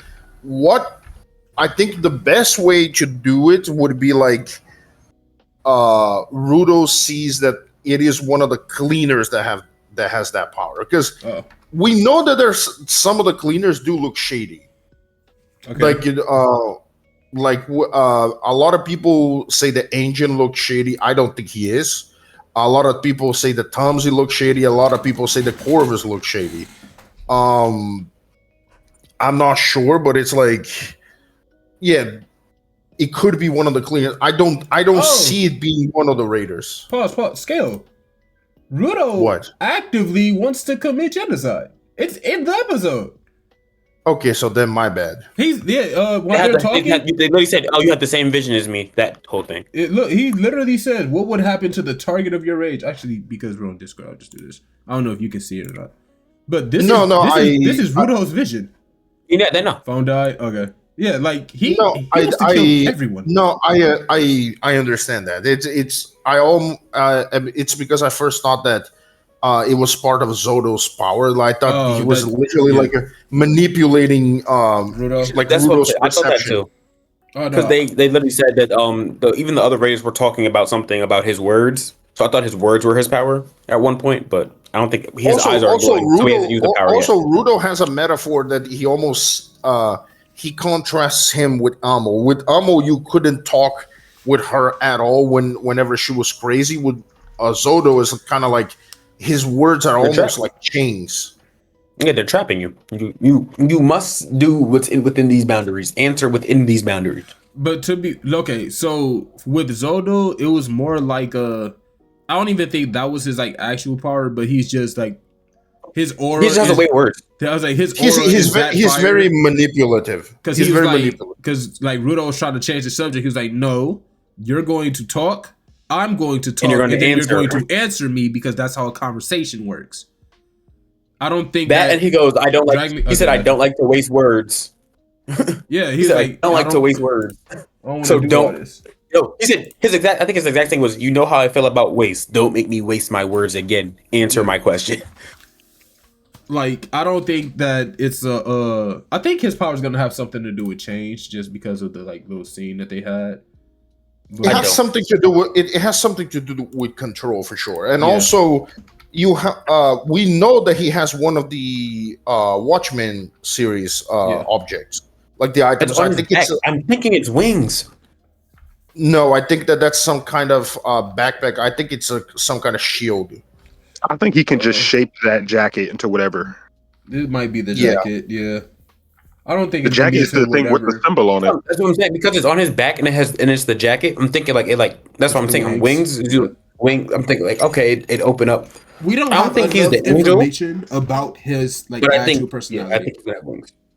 Yeah, and we don't know what the object does. Like, we know what Rudo's gloves do, and we know that and we know what Amo's boots do, but we don't know what Zodo's shit does. But also, right, each item, like the Watchmen series, if worn by a different person, wouldn't it have a different ability? I'm not sure. I think we don't know enough about the Watchmen series as it is. Because they killed old bro with the boots too quick for us to see what his ability would have been. Yeah, they murked him too fast for us to know. No. I think it would have. I feel like it would be different because if his boots did the same thing as they did with Amo, nobody would call him weird. What I think it is though is like they mentioned like that's a Watchmen series. and I'm like, okay. No, even when we looked into it, it was like, yo, they've been around forever, da da da. So I'm like, they probably store all that like energy that of like, okay, I don't know how to word that part, but like they're like, okay, we store the energy, whatever. Like, oh, I care for this item, I care for this item. I think based on the person using them and the way that they care for the item, or like the sentimental value that that item had towards them, is how the power manifests. Do you think it could Because be Amma like was big on Amma was big on sense before she got the accumulates? boots. So let's go. You think it could be like the quirk one for all, where it just accumulates over No. time? Abilities? No. I think No, it's like that, energy, energy. energy probably because they're. I think Rudo's gloves I think that's why they're will do special. something like that. I I think Rudo's eventually going to be able to just use any item he's ever touched. Yeah, no, that yes, but I think all of the Watchmen series. But I think all of the Watchmen series are basically like they've been around for a minute, so it's like yo, all this energy of different people carrying them is like built up into them. I think So the like, they're end just game of powerful. So kind of like the brush that the girl has. Yeah, Remlin. Mm-hmm. Remlin's brush, and like she could mold into like a tattoo gun, or a pencil or whatever. By the way, speaking of Remlin, when we get to the Jabber and Zanka portion, I have something to comment about that. okay, but first, I don't think that it's like I don't think that it's a stockpile. Like it stockpiles the energy for the next person or whatever. Because in actuality, those items, once they get that item, you're not. The plan isn't for it to go to someone else. Like the paintbrush or not paintbrush, the scan the spray or whatever that got passed down, but even then it's only able to mold into what you need because the artist's mindset is this is mine now because it was his and we had these same visions. We're the same kind of crazy. He saw myself in him. But we also, with that, I'm going based off even Rudo. Gloves were given to him.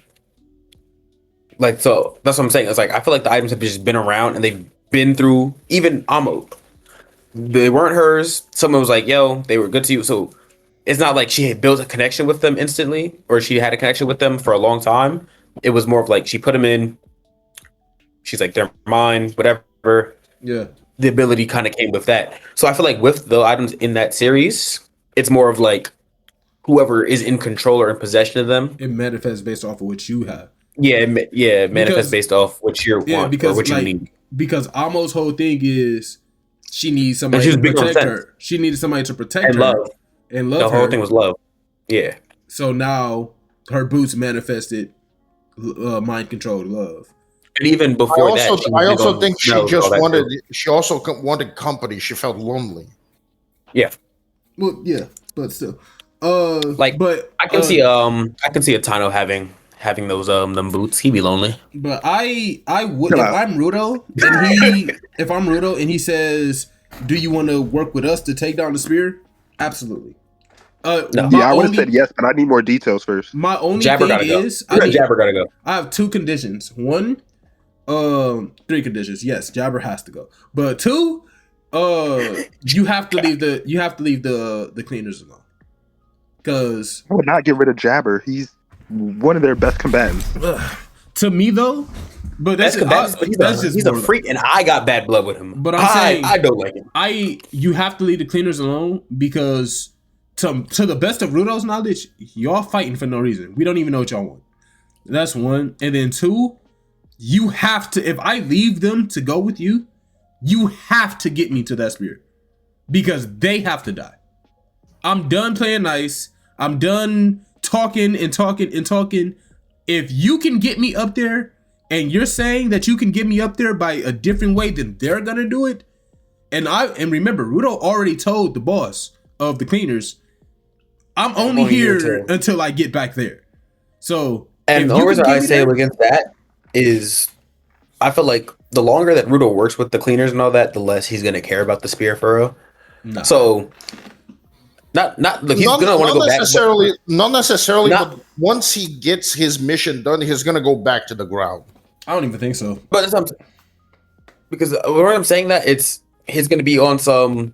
Yes, I want to go back to spear. Yes, that's my goal. But even now, he's running headfirst into it. I think it's going to be more of, instead of I'm actively looking to get to the spear, it's like as you go on these missions, I get closer to that goal, I'm fine with it. Right now, he's actively like rushing towards the spear.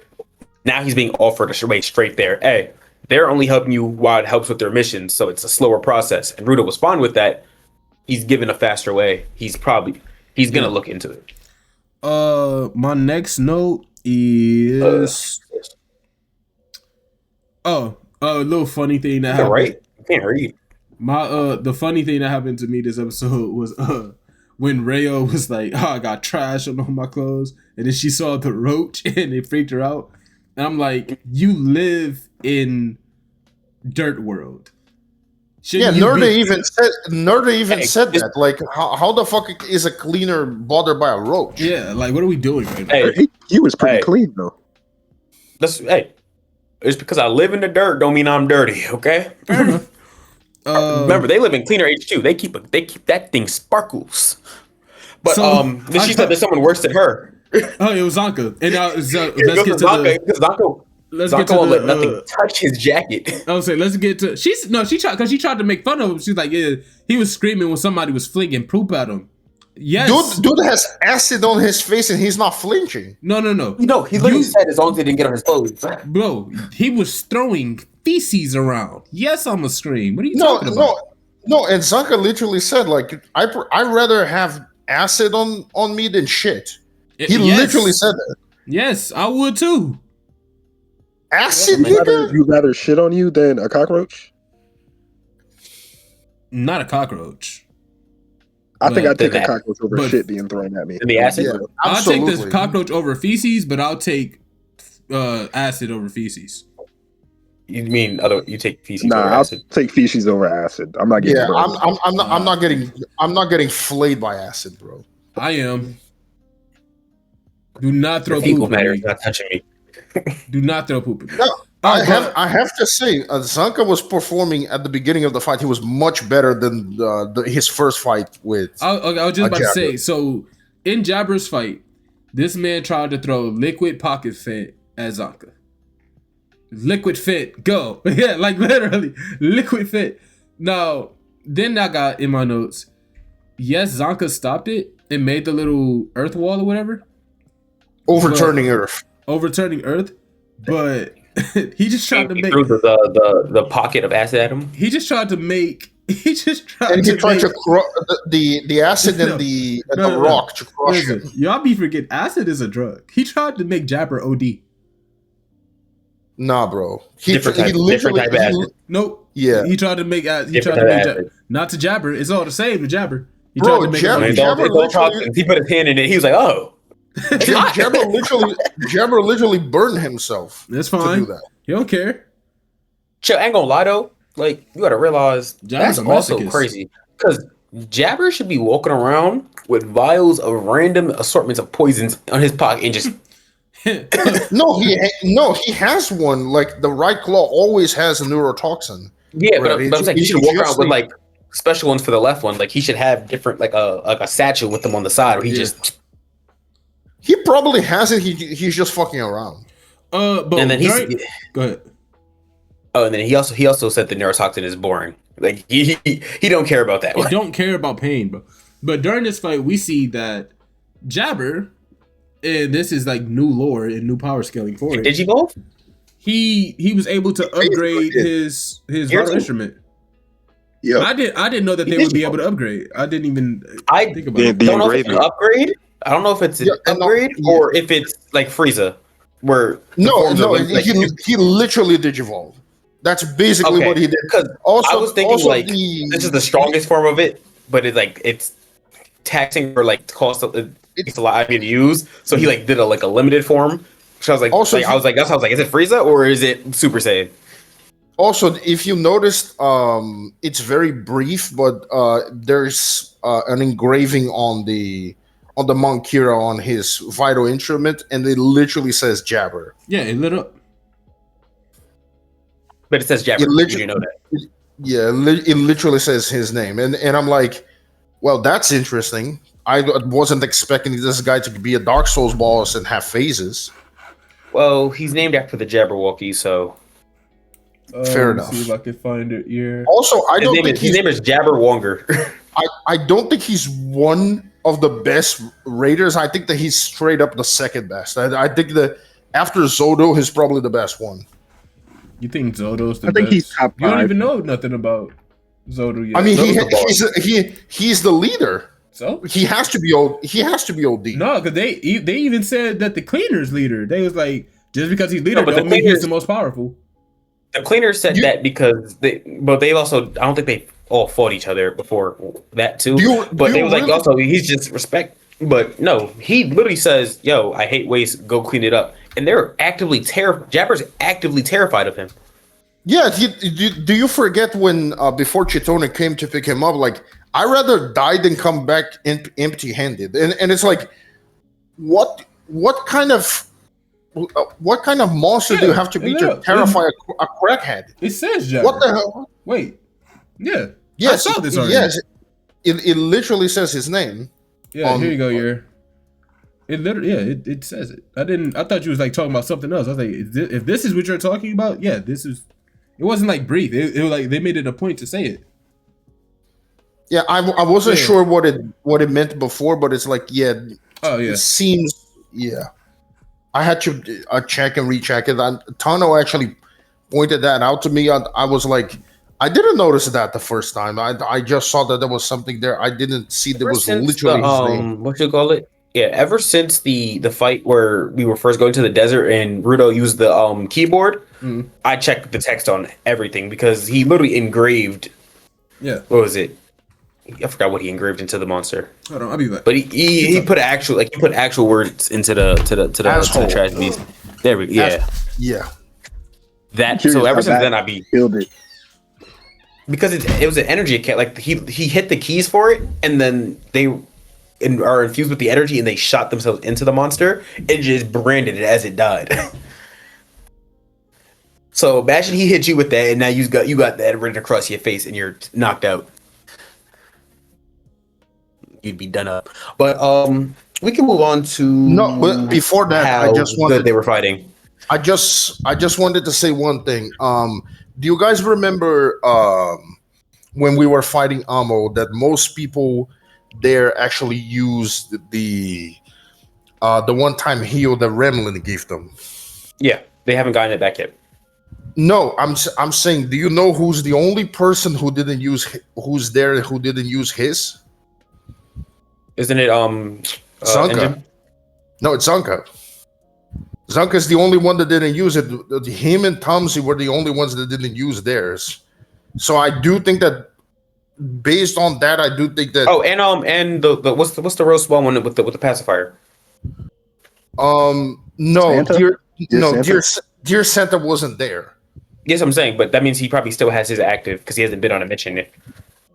No, but he wasn't on that mission specifically. It was but they all they usually have them already. So like if he didn't use it and he wasn't on a mission, then he should still have one active. There's a possibility he still has it active. Same thing goes for Geeta and for Bro Santa. Like all Team Child should still have theirs if they got it. But out of Team Akuta, Zanka's the only one that still has his. Which I do think that it's going to play a part. He's probably going to take a mortal blow from Jabber, and he's going to be like, God damn, if it wasn't for Remlin, I would be dead right now. Probably, but because he's not beating Jabber. I'm glad everybody knows that. Absolutely not. Like he was putting up a relatively good fight on when Jabber was on phase 1, but as soon as Jabber went to phase 2, I'm like, oh, it's cooked. Yeah. What I realized about Zanka is Zanka's too slow. Like he has range on Jabber and all of that, but he doesn't use his range well. Why? Because he's slower than everybody that he's been fighting so far. I mean, again, he specializes in fighting trash beasts. Like fighting people is not his thing. Exactly. So send the secretary. I mean, Samuel would already be there if it was up to me. Yeah, nah. See, that's what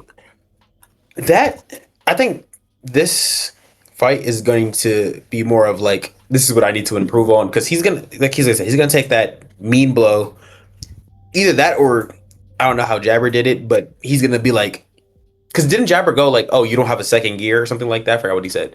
Jabber said something along those lines. I'm not Aries, so I'm not pulling it up and searching the whole episode just for that. But Jabber said something along those lines. So I feel like after this, that's what they're going to be focusing on. They're like, "Oh, I didn't know that our vital instruments could do a level up." So he's probably going to. If Zanka survives this fight, he's going to relay that to the other cleaners. They have to get out of this. There can be a little training arc after this. Is what I feel. And Zanka is technically the one that's responsible for training, so he's going to have to train himself as well. Yep. Moving on to Rayo's fight. Right. So a lot of it's talking. The whole beginning of the fight is talking. Which fight? This is Rayo. Oh, Nerdy versus Rio. Nerdy versus Sparky Boom Girl. Oh boy. But when she used her vital instrument for the first time, I was like, it looks like vampire fangs. And I was like, okay, I wonder what it's gonna be. Last thing I was expecting was electricity. The last thing I was expecting was electricity. I mean, it kind of makes sense that the worst counter you can possibly have to a metallic object is electricity. When she quoted Rio right back to her, that was hard. Because here's the thing: when you take a look at Rio's scissors, they have to be made either of aluminum or of steel. I would imagine that, like, they're completely metallic, so it's like good conduction of electricity. Like, that's a horrible matchup for Rio. Oh yeah, no, she looks at it as her worst matchup. It was just when I was looking at it, I was definitely sitting there like, yo, her ability is going to be something vampire related because the comb transforms. It gets the two fangs on the outside, and then stuff on. I forgot, was it horns or was it actually wings on the outer part of the comb? I think it was horns. But I was like, it's going to be something vampire related. I don't know. Nerdy doesn't necessarily look like a vampire. I mean, you can see her that way. She just looks like a bad bitch. That's what I'm saying. I was like, she doesn't look. It was just off the design of her vital instrument. I was making a guess. Back over. I would have never guessed that comb was made of plastic. I thought it was like a full metal special comb. It looked expensive. It could have even been like and here's the thing: if Rio's scissors were made of a different material, she would have a much better time in this fight. Like if her scissors were wooden, wood doesn't conduct electricity, so it's like, or at least not very well. So it also don't cut as well. That's true. Don't cut as well, but she wouldn't get electrocuted. That's what I'm saying. That would only help her in this one matchup, but most matchups, her scissors are the better. No, I'm saying for this specific matchup. Like, for most situations, metal is absolutely better. I'm glad they gave the comb weapon to the not black character though, because it'd have been hilarious if she pulled up with a fro and put up the pick with the black fist at the bottom. That would have been my vital instrument. That would have been hard. Yo, I would have died. Black power pick is crazy. The one everybody have in the house somewhere. I definitely got one that's right next to me. I had one at some point, but it is somewhere. But that would have been hilarious. How do y'all think that fight's gonna go? Rayo is going to get beat down, and I don't know if she's going to endure any counter for her. I'm not even a counter. I don't know if she's going to have to just sit there and endure the shock as she make her way through and like cut off a large chunk of the hair. Or here's the thing. What I think is going to happen is that Rio is going to get so frustrated at some point that she's just going to say fuck it. Instead of aiming for the hair, she's just going to try to kill Nerdy. Like, because right now she was aiming for the hair because she said she don't like to get blood in her scissors, but like it's either she's going to endure the electricity and cut through the hair, or she's going to start cutting the body. Maybe the cleaners have a policy that they rather not kill, but this is a life or death situation. Do they? Because Zonko was I'm thinking because Zonko is most definitely ready to put Jabber off the face of the map. But you also have to understand what Jabber did choose Zonka. Like Zonka has very good reason to want to kill Jabber. Hey man, is there ever a good reason to take a life? Yes. Yes, there are many. The whole thing is, can you push me far enough for me to want that more than restraint? That is the only thing. Yeah. So do you think Rhea wins that fight though? 100%. I think she's winning. I think she's winning, but it's like extreme diff. I think that. Oh yeah, these are all perfect matchups. Like it's gonna be difficult no matter what. No, Zonka's coming out of that fight half dead. Yeah, it's extreme. It's still gonna be diff because like Zonka's not gonna go down easy, but Jabber knows he's walking out the victor right now. I think everyone wins their fight except Naruto. The thing is, I'm just saying the reason that's why I said I think Corvus and Samuel have to intervene at some point because I don't see them surviving without external intervention. Yeah, and then what's his name? I gotta go to the Raiders. The list of Raiders I'm terrible with. The ones that we have names for. There we go. Bundis. Who? Bundis, the old man cowboy with the big shoulder. Did we see his name? No, I just searched up the character.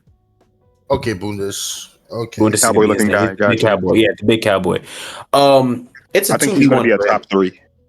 It's a 2v1 for him, so he has to be, and he's fighting the leader of Team Child. Yeah, so he's fighting the true Santas. He's fighting Bro Santa and Dear Santa. Aries been going for a grit. He's taking a poop. Not a pee, a poop. You know he was eating all episode. And it was. But again, mad cheese. I don't see Gita getting sidelined. I think Shitone is going to find her and fight her at some point. But it's going to be interesting because she's a child. She's gonna have to fight for herself. Because the Raiders even said to the cleaners, we're underground, so your communicators are not going to work.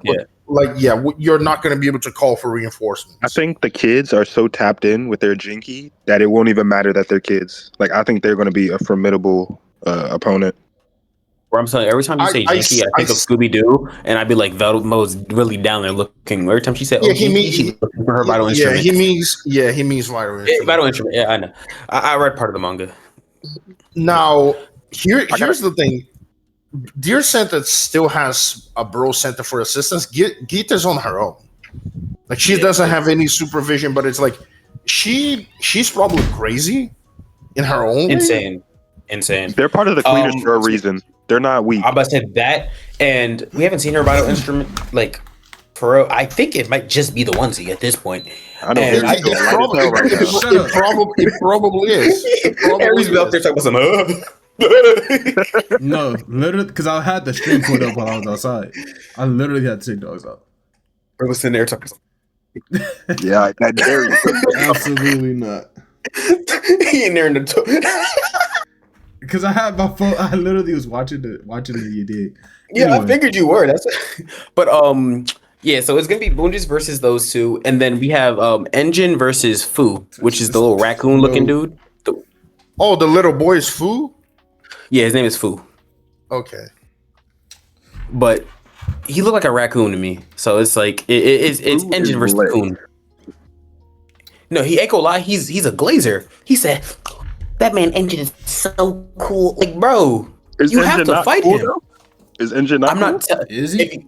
Aries, if you gotta fight somebody, right? Let's say you gotta fight J. Cole. Are you gonna be sitting talking about some J. Cole is so cool before you start punching on him? Cole probably got the Kakashi treatment, low key. Like sometimes you give the opponent some respect. If they cool, they cool. Yeah. They cool. You know what I'm saying? You know, you peeking around the corner talking about some. You can praise your opponent mid fight, but don't be glazing. No, he was glazing. He was not glazing. So pause. So yeah, the Kakashi treatment. If you notice, every time Kakashi about to fight somebody, right? Everybody that he about to fight. Kakashi of 1,000. You're Kakashi of 1,000 jutsu. You're Kakashi, the White Fang son. Can we discuss this real quick? This is gonna be a brief tangent. When you have your name, right, or like in any anime, anything, what is more important, the actual name or the moniker that follows it? Moniker. The name. So, okay. Because I was like, you could have a terrible name. I put this in the storm if you, I don't know if you saw it earlier. But I was like, you could have a terrible name and a great moniker. You could be King of Death and Destruction, Paul. Or you could be Escanor, Prince of Pillows. Like, so this is why the name matters more. I don't care what your moniker is. If your name is Bulletproof Asshole, you think I'm gonna stop the crime I'm committing? Yes. No. Bulletproof Booty Cheeks. Nope. King of the Underworld. Yes. No, I am. No, I'll say the moniker should always be cooler than the name. But or at least as cool. You should have both cool. But like realistically, your name is I feel like a whack name, well, not even a whack name, but like a simple name compared with a crazy moniker. Like that's why I put King of the Underworld. Think of Batman. Think of Batman. When Batman, nobody like he's Batman the Dark Knight. None of the villains call him the Dark Knight. It's Batman, the Bat. Like, well, that's because they haters. Yeah, that, and also I'd rather, if I'm Batman, I'm changing my name from the Batman to the Dark Knight, and you will refer to me as such. Why? Because I don't think Batman is a cool name, but that's cool with me. That's because you're slow, and that's okay. Anyway, back to Gotcha. Okay, Batman, Ant-Man, Catwoman, none of them are cool names to me, but we'll let it rock. That's like Ares walking around in that's like Ares walking around in a fucking spandex suit talking about some I'm black man. Ooh. It's not spandex though. He doesn't wear spandex. Oh, just for y'all know, Ares' Halloween costume is the Deep. It's Spider-Man. You lost it. But anyway. you don't see it. He literally unmuted his mic. He was about to say something until you corrected me. I didn't. Anyway, back to Gotcha Yakuta. Can we talk about Gotcha Yakuta? Because that's how the English pronunciation is. You can pronounce stuff now? Say ambitious. Ambitious. Ambitious. Bulletproof would be a good hero name. No, I said the name is Bulletproof Asshole. And Bulletproof is a hero name in Invincible. Yeah. Invincible. Anyway, he sucks. Anyway, the girl whose vital instrument is the comb. Oh, we have to go back because I forgot. Oh, nerding. Yeah, just really quickly, just because I know that you already touched on it for a second, but for a minute, her power is electricity. The comb doesn't give her electricity though. She said it does. She said that going through her hair is what causes it. Yes, but she's attacking. It builds up static electricity. Right. Cool, great. Now listen, she's attacking with her hair. How are you attacking with your hair if your weapon is the comb? You don't have her weapon. Jinkies, basically. Okay, so her attacking with her hair after she supercharged it using the comb. You can't control Jordan. Can you control your hair right now? Yes, I can. Look. That shit's stiff. What you talking about? Like that's what I'm saying. Aries, like, you do it. Like my hair's stiff too. Aries, you do it. I know. I need. Wanna know why, Aries? Wanna know why, Aries? Because of this, she doesn't have this. Yes, right. But again, she's not about to just do this. She's going to be attacking and poking with her hair, but her hair isn't her vital instrument. It's crinkly. Is your hair crinkly? But she values her hair, so I feel like it's just connected to the instrument. The instrument allows her to manipulate and charge her hair. That's dumb. Which is kind of not fair, but right, it's dumb because everybody else, their instrument is the weapon. You don't get an accessory to the weapon. I mean, everyone is different. No, the paintbrush provides the ink to do the ability. The comb provides the electricity to manipulate the hair. When you have static electricity in hair, the hair moves to follow it. But here's the thing, though. The science, you don't know about that. No. And that's the transition property. That's math. But anyway, that's math. But the ink that comes with the tattoo gun comes in the tattoo gun. So when it transforms to the gun, the ink comes with it, right? And technically, that's what Remlin does. The weapon is not even the weapon. The gun itself is just the tool the weapon itself and what they use is the ink. So technically, the ink is the weapon, or the paint is the weapon. Okay, so almost boots. The boot is the tool. The smoke is the weapon. I don't even think boots make the smoke though. I don't even think the and the comb causes the electricity. I'm saying it's causing effect of the item. Right. The comb causes the electricity. Altered her hair though. That's different. That's what I'm saying. Thank you, Tano. Like the comb, yes, provides electricity, but that shouldn't give you power over your hair to just control. Again, right? It's that electricity. When you rub the balloon on yourself, it moves the hair, don't it? See, that's where it comes from. Right. This would be like if Rio could manipulate. Y'all putting logic to a fictional thing, though. That wouldn't make sense. No, we're putting logic based on the power system they gave us. This would be like if Rio could all of a sudden anything that she cut, she could not manipulate with her mind because her sisters. She does. She does not. She does. That's how the power works. How? No. Everything she cuts, she can. You said manipulate with her mind, right? Yeah, that. She can literally just cut shit. That's all. I'm messing with him. But that's what I'm saying. Like, it kind of don't make sense. I'm hoping that she does just hit one of these, and she like, with my hair, like, and then she flings electricity everywhere. That would be cool. If she just flings electricity and while she swings her hair, that would be cool. But like, so she's swinging around the way that I see this, Is there a preview? What it's doing? The comb is just a catalyst. That's all that it is. You want to use smaller words. Aries can't pronounce that. If she loses all her hair, her jinky's useless. Yes, that's true. That's what I'm saying. I think Rayo was just going to ignore it. But that's what I'm saying. The weapon itself is the comb.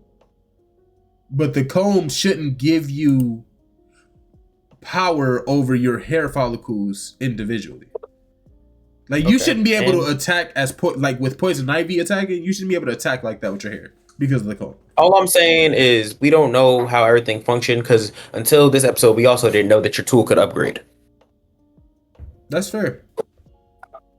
But that's all I want to talk about.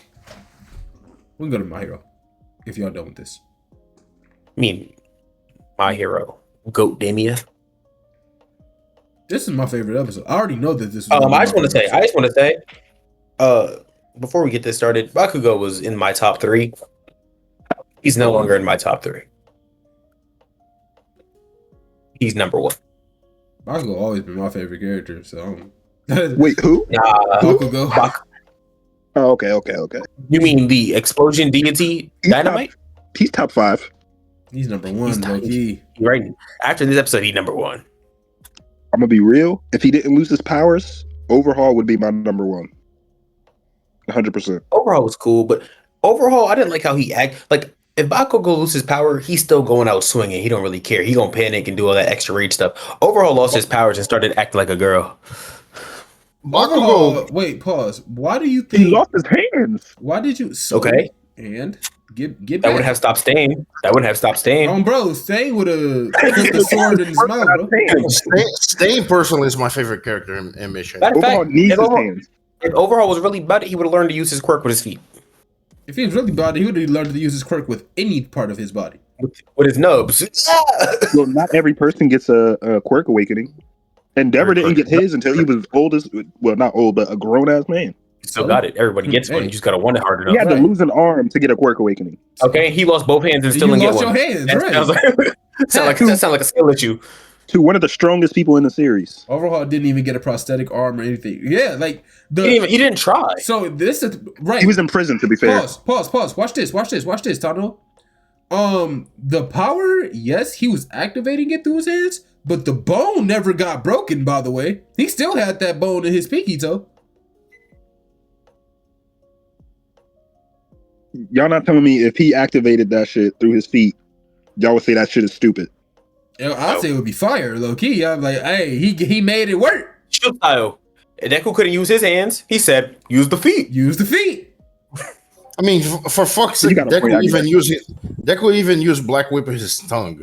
Deku even used his mouth to shoot air blast. Yeah. Like, what are we talking about? If we really, Deku was the definition of getting the more I think about it, Overhaul sucked. Overhaul didn't want it bad enough. No. That's why he was in top 5. He ain't drinking enough juice. You know what? Give me a top 3 right now. What was Endeavor's quirk awakening? Prominence. Power-wise or just my favorite? Against the normal. Your favorite. Your top 3. Top 3 favorite. I got mine. Dang. I gotta go Hawks, of course. Of course, right? I gotta go Overhaul. That's your number 2. Wait, my favorite? My bad. You said not power-wise. Well, yeah, just your favorite character. Your 3 favorite characters. Yeah, I'm going Hawks. I'm going... We're doing main series, right? We're not counting Vigilantes? You can count Vigilantes. It's all the same. Yeah, you can count Vigilantes. Knuckle Duster. Nah, I gotta go... Goddamn, what's his name? If you say Pop Step, you got to get off the pod right now. Oh, God. I would have removed it. I would have dragged you. I was waiting for you to say it, too. No. Nah, low-key, I would put Knuckle Duster up there, even when he had his quirk. His quirk was cool as hell. Look, Knuckle Duster is another example. No quirk, I'm getting it out the mud. Yeah, like he's built crazy. Nah, he worked for that. You can get. I also people with nubs in real life get buff. 2, Bakugo 3, Endeavor. You are mainstream. And then I gotta go probably what's his name? Edge Shot. Best Genius? I like Edge Shot. No, Edge Shot. Edge Shot is the one that stitched. Oh, you said that's what I meant to tell you, Aries. Last week you said Best Genius is the one that stitched up Bakugo. It's Edge Shot. The ninja dude, he's the one that stitched Bakugo. Oh, I thought Best Genius did that, but okay. No, Edge Shot is the heart, and then I think Best Genius just stitched him closed. Okay. Yeah, I think but active like the one inside his chest that was what did we find out this episode that bro didn't even get the heart beeping? No, Bakugo had sweat. Bakugo had sweat in his blood, and that's. So should I give my top 3 as well? Yeah. Give your top 3 scale. My fault. My number 1, Stain. My number 2, All Might. My number 3, Endeavor. Aries, go. My number 1, Bakugo. My number 2, Hawks. And my number 3, yes, sir. Yeah, Hawks got to be up there. He's too cool. And my number 3 is tied, right? And it's tied between 3 people, one of which is Shigaraki, because I love a villain that's just unhinged. I love an unhinged villain. It's between 4 people actually. So it's between All For One and Shigaraki, because they like their reasoning. I don't even know if y'all saw it in the anime yet, but his All For One's reasoning for being evil is insanity. Eddie, do y'all know what it is? Most people don't, so don't say it. Y'all do? I do. Most people don't say it. Yeah, in the anime, did All For One tell his reason? He didn't say it in the anime yet. That's what I'm saying. Most people don't know, so don't say it. I think he did though, because we're at the end of the war.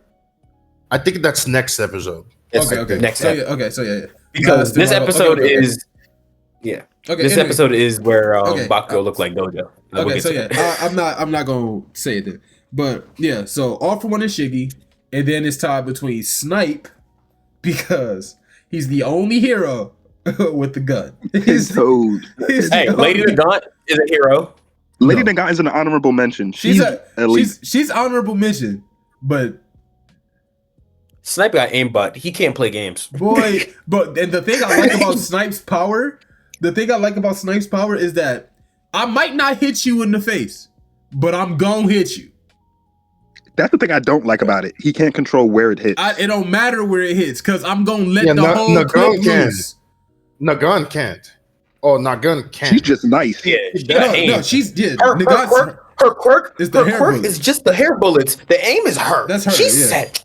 Lady Nagant, like she's nice, but Snipe she has a sniper. But he has a pistol. Nice. She can hit anything or anyone from 2 miles away. Did she hit Deku? She's nice. Did she hit Deku?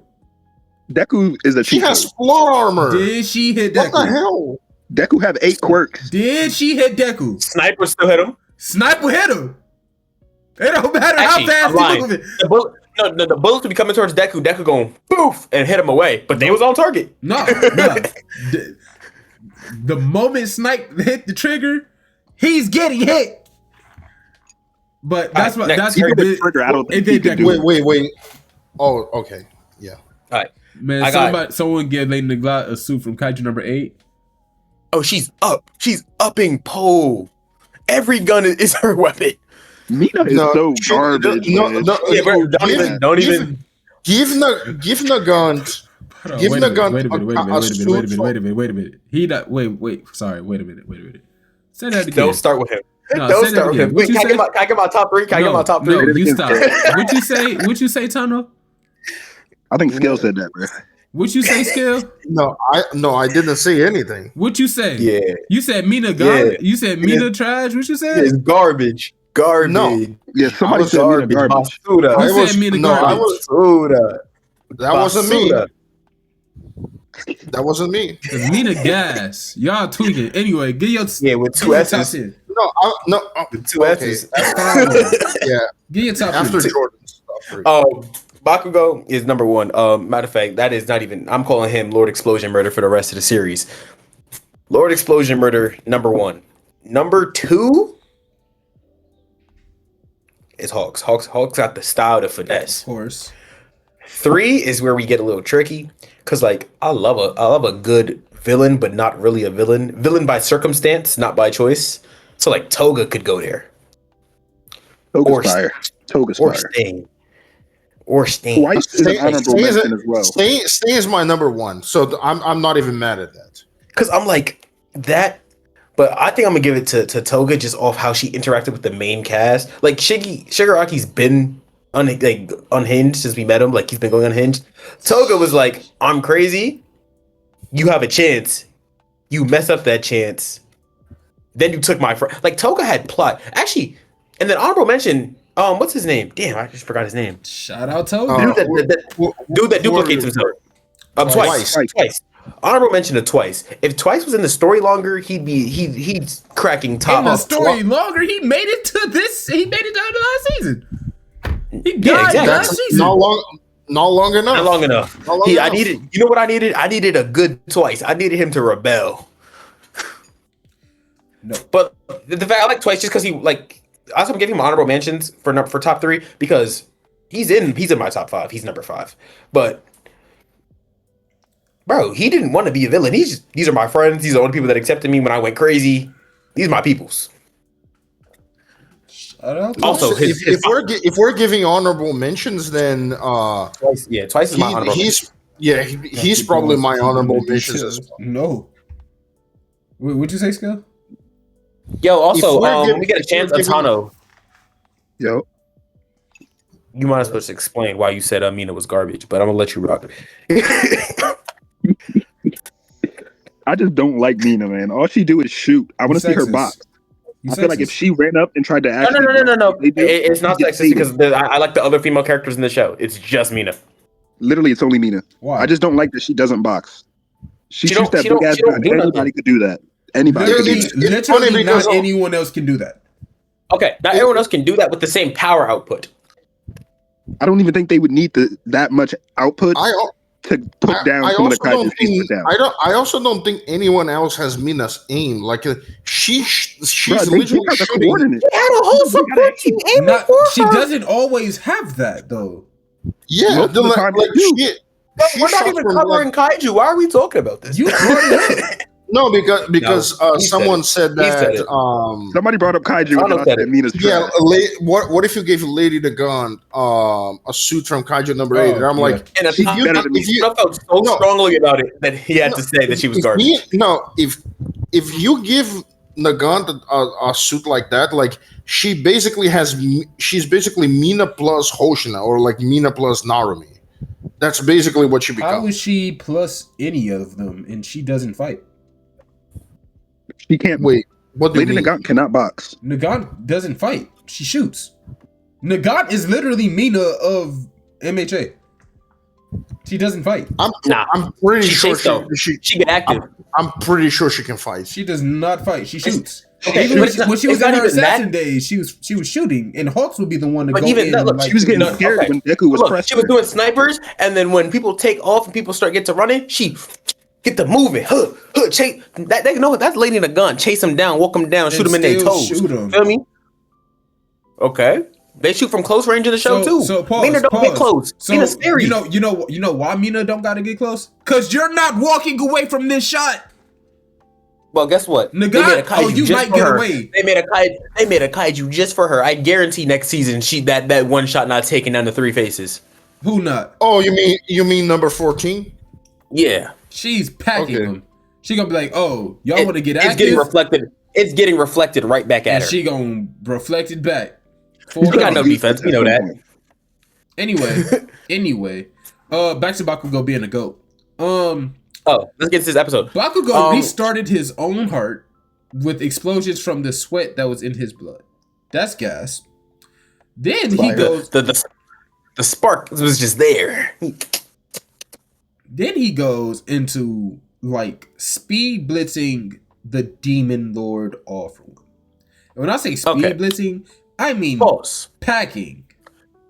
Do the creators of My Hero and the creators of JJK talk at all? Are they friends? Because I put it in our thing, in our screenshots, the anime screenshots. Bro, Bakugo is just Gojo when he found out he was the enlightened one. Oh yeah. This whole episode is like it's the same thing. Like he got hit and he's like, why do I feel so free? As he's shooting his body through buildings. It's almost as if Bakugo has All for One as well. It's almost like that.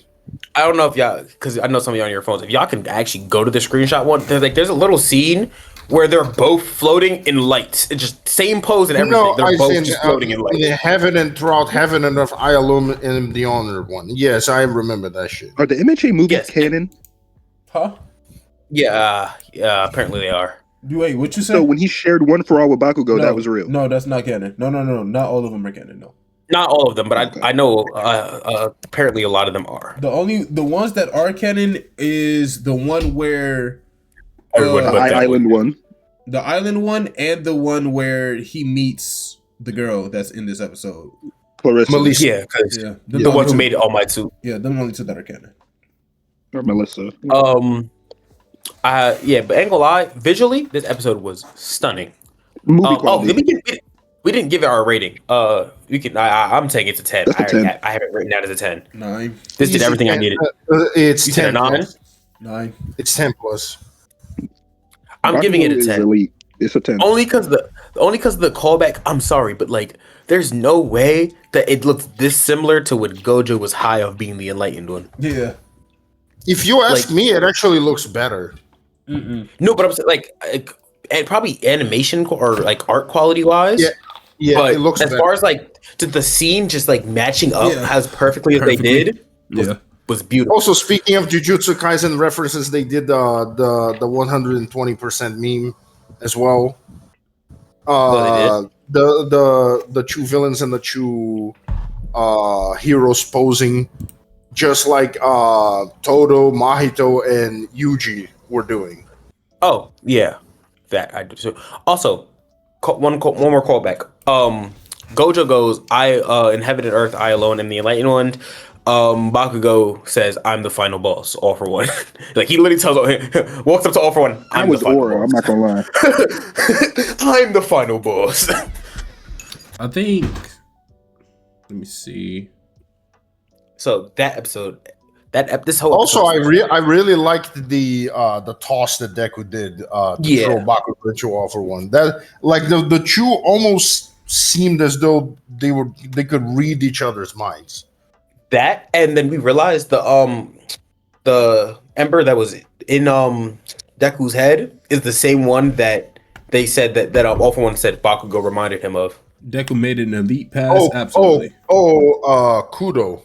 Yeah. All right, so guy, when All for One is holding All Might above his head and like just like stretching, like breaking his bones or whatever, everybody oh poor All Might. Bakugo pull up. Why everybody showing more hope in Bakugo than they was in All Might? It's just gas. It's just All pure Might gas. has no powers. Yeah, he in a robo suit getting pieced up. Still the symbol of hope, though. That's the former symbol. Yeah, the former symbol. Symbol of peace. Still another moniker that makes the name better. All Might is cool, but the symbol of peace is better. No, it's not. Because All Might is quirkless. So, bro, if I'm looking on the TV and hopeless. If Superman lost his powers and everybody found out, they would say he's useless. No, they wouldn't. Because even if Superman lost his powers, just like Mirio, powers or not, he's still out there fighting hand to hand. He gonna lose for sure. Oh.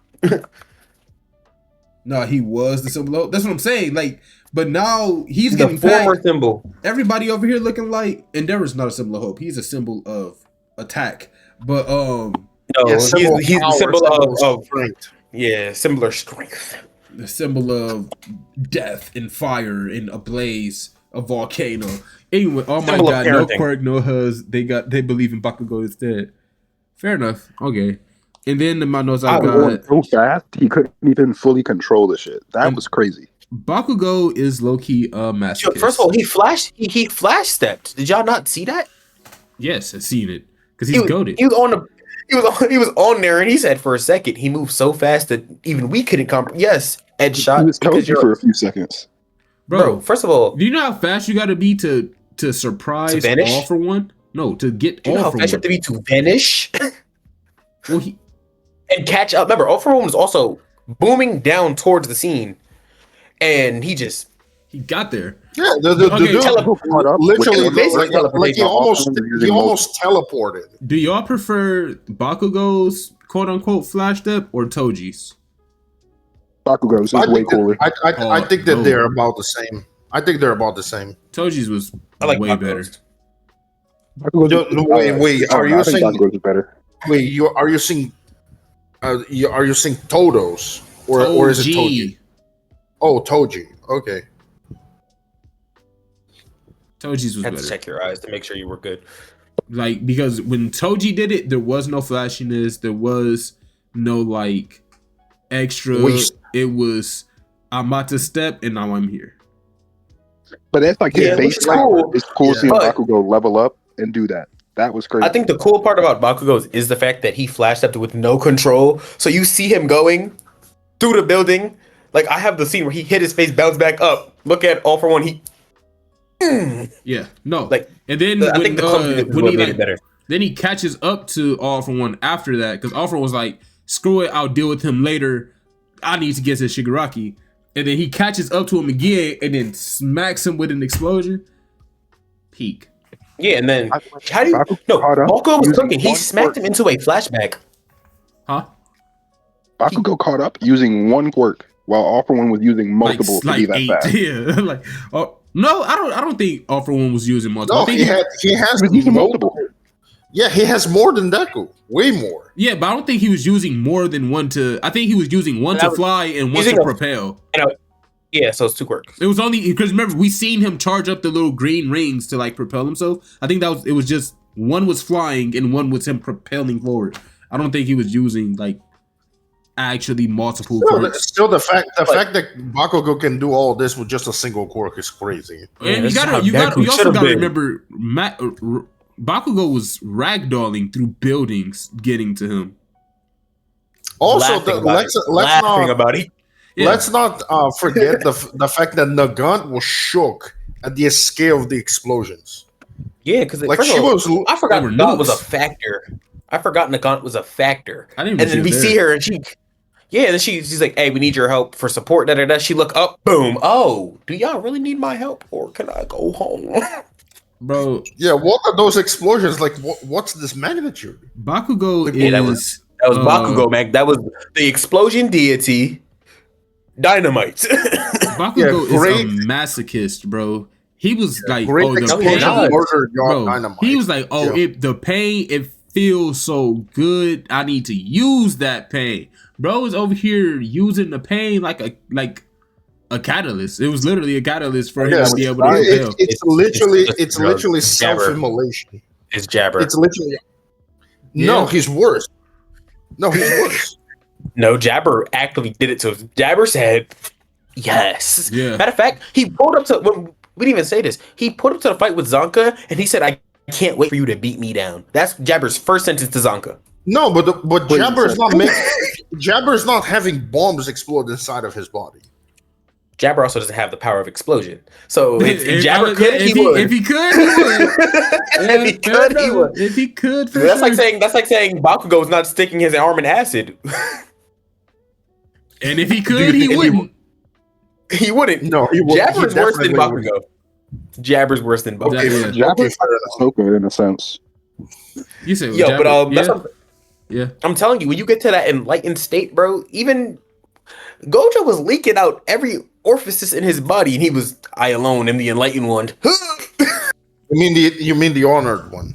If I get hit with a kill shot and then heal from it, I'm glazing myself. I have two ranked heroes. Bro, Bakugo had 2 ranked heroes living inside of him. Genus is stitches in his body, and Edshot was literally his heart for a minute. No, Genish just did the patchwork. Like he didn't become part of it. Just he said used that. He said that. He said that. Should have died in Edshot's court.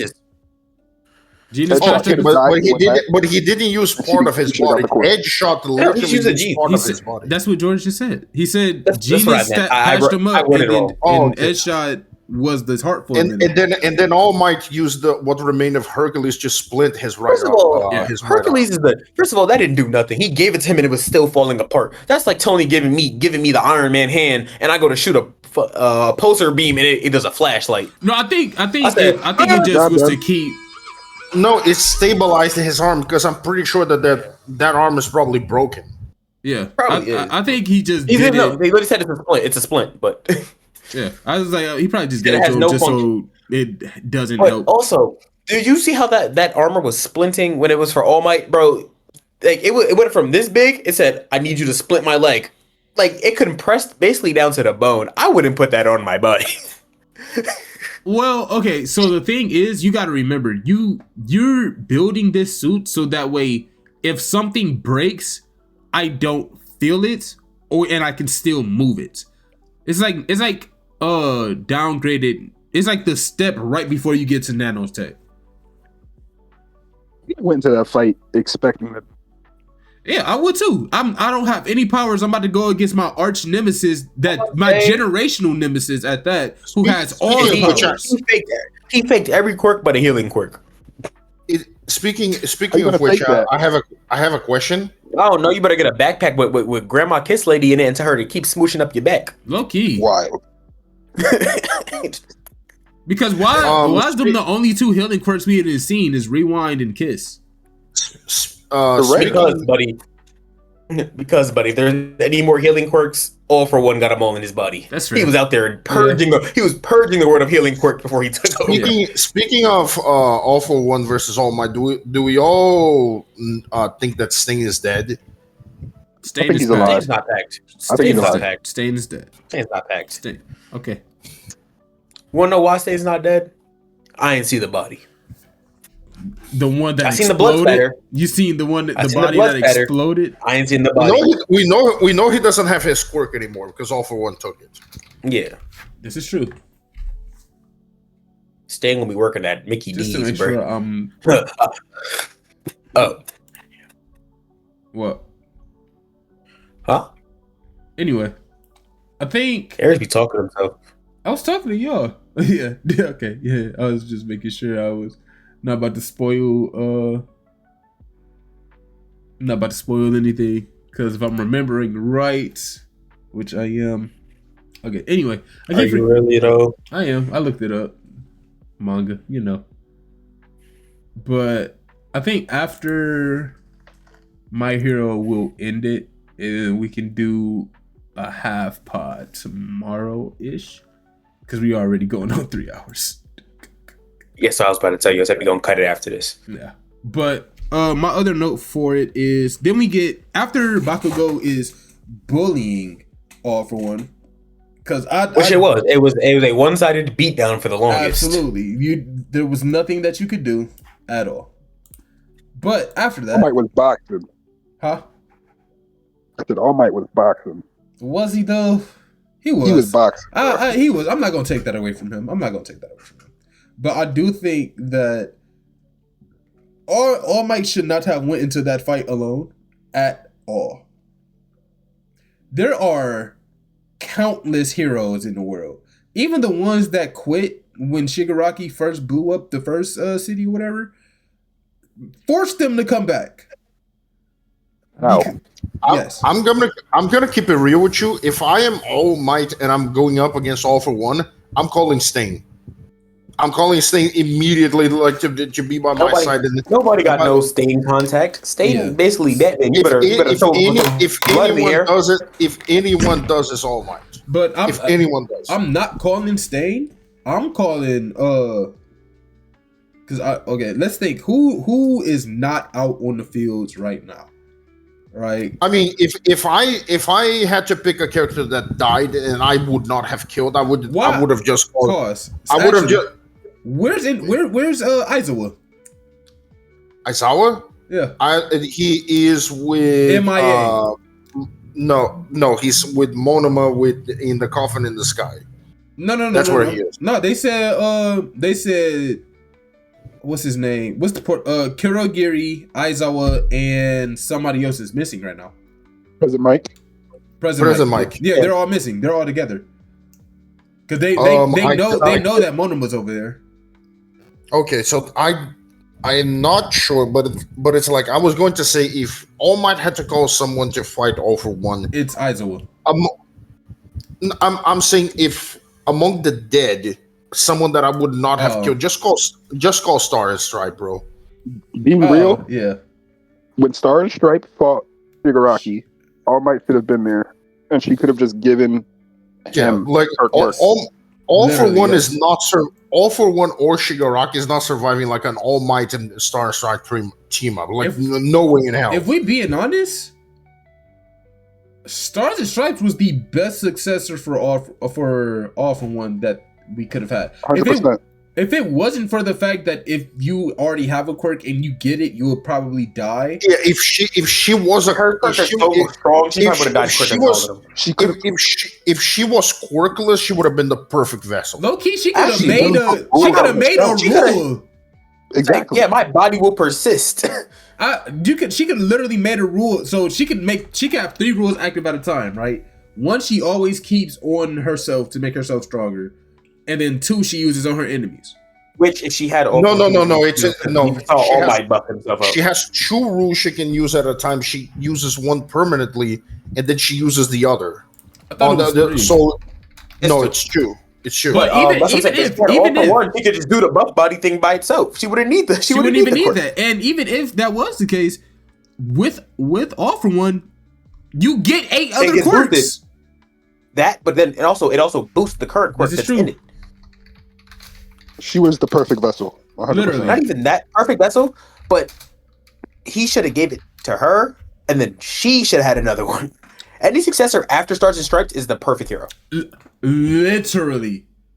No, hold on, pause. Like, literally. No, well, then you gotta think. Any quirkless person. But then you gotta think, the moment, if it just so happened to get to All for One, he wins. There's nothing else you can do to stop him. He wins. I mean, that's a risk you gotta take. You wanna know why? You know what the thing what works about that?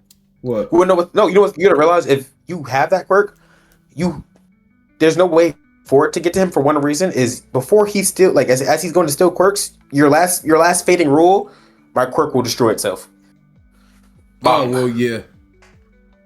Yeah, there's you just have to be conscious. You just have to be and know what you're doing. But now it's my quirk will destroy itself, or my quirk will destroy All for One. No, or one of the rules. If I'm losing it, I'll cancel the roll on my body. My body can go weak, but my quirk will destroy itself after destroying all these quirks. Or one of the rules can be my quirk cannot be stolen. I don't think that would work. I think that would. Things she can't do. Because I feel like if that would have worked, she would have used it in the first fight. No, she tried to use it, but it was too late.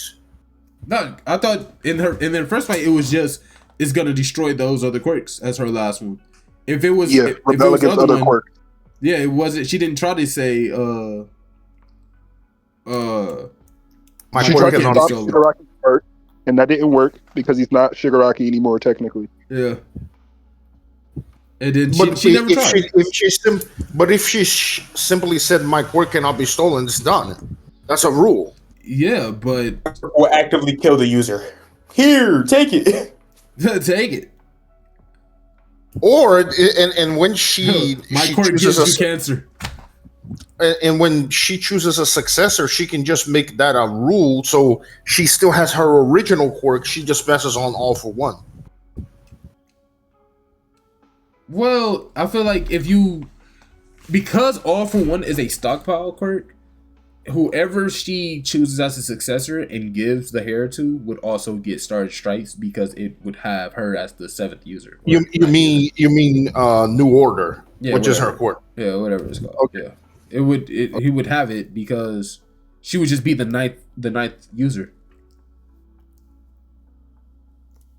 Oh, another thing we didn't talk about actually, really quickly, is the second user. He was like, if you use this again, you're gonna die. And Shiggy was like, his body's just started to take form, right? That what that means, right? You know he's dead now, right? You can focus up now. And then Bakugo gets him back to life or whatever. And then the light of All Might, the silhouette of All Might, yanks back out of the vision. So because he was no longer dying. Yeah, he wasn't dead anymore. But my thing is, how are you in your spirit world and outside at the same time dealing with both? I think it's just an avatar made of like pure energy. It's kind of like an alternate version of himself. But it's not him.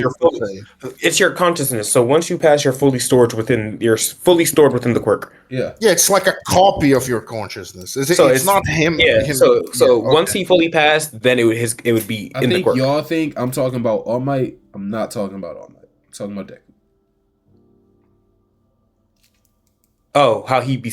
But he's been doing. You can go into it's a mental thing. Like he's in his head. I don't think he's like physically. But I know, but I'm saying at the same time that you're in your head, you're not focused on Shigaraki. I mean, Shigaraki. Not necessarily because that's probably happening on his subconscious. His consciousness is probably focusing on Shigaraki, that his subconscious is focusing on the rest. But his consciousness was actively talking to Second. His subconscious. No, he was like while he was holding Shigaraki, he was talking to the Second. Yeah, he was talking to Kudo. I understand that, but well, it was more like Kudo was talking to him. Right. But I think that once you have multiple quirks, once you have All for One, your mind kind of splits. And it's like, or you can just focus on doing multiple things at once because your mind is no longer like that of a normal person anymore. I'm assuming at that point. I was gonna say, I think that is the only way because we know that in the past, at least, when he's in that realm, he isn't like he can't focus on the outside world. Like when he was training, he had to be asleep for that. Yeah, but yeah. But he clearly improved since then. My other note, let me see. R.I.P. Stain, man. The Stain was just tragic, bro. Yeah, no, it was packed. I was mad. He got his redemption. He did get his redemption. Stain, can we talk about that? Like ever since Vigilante, Stain technically was never wrong. Stain said he had the wrong methodology, but he was never wrong. He was correct. Like, the way he didn't even have the wrong method. He didn't even have the wrong methods. Killing people is not the way to do it. Sometimes it is. It actually was. Because literally everybody that Stain was gonna kill, when the city got messed up, they was like, "Oh, I can't deal with this. I'm leaving." We don't know about who were the 40 heroes that he killed. We have no idea. We know that he was killing boss heroes. And we know that he was stalking these heroes. We know that Stain was stalking these heroes and saying, "Oh, he's only in it for the money." The only true hero that I see and respect is All Might. Ingenium? Don't really care. Wait. What did Tensei do wrong to deserve that? Ingenium? Yeah, Edith's bro Tensei. What did he do wrong to deserve that? He was. What did Stain say? I forgot. But I think it was. He wasn't an actual hero. Like he was literally in it because of the fame and the money and all of that. He wasn't. That's not what we see from Tensei.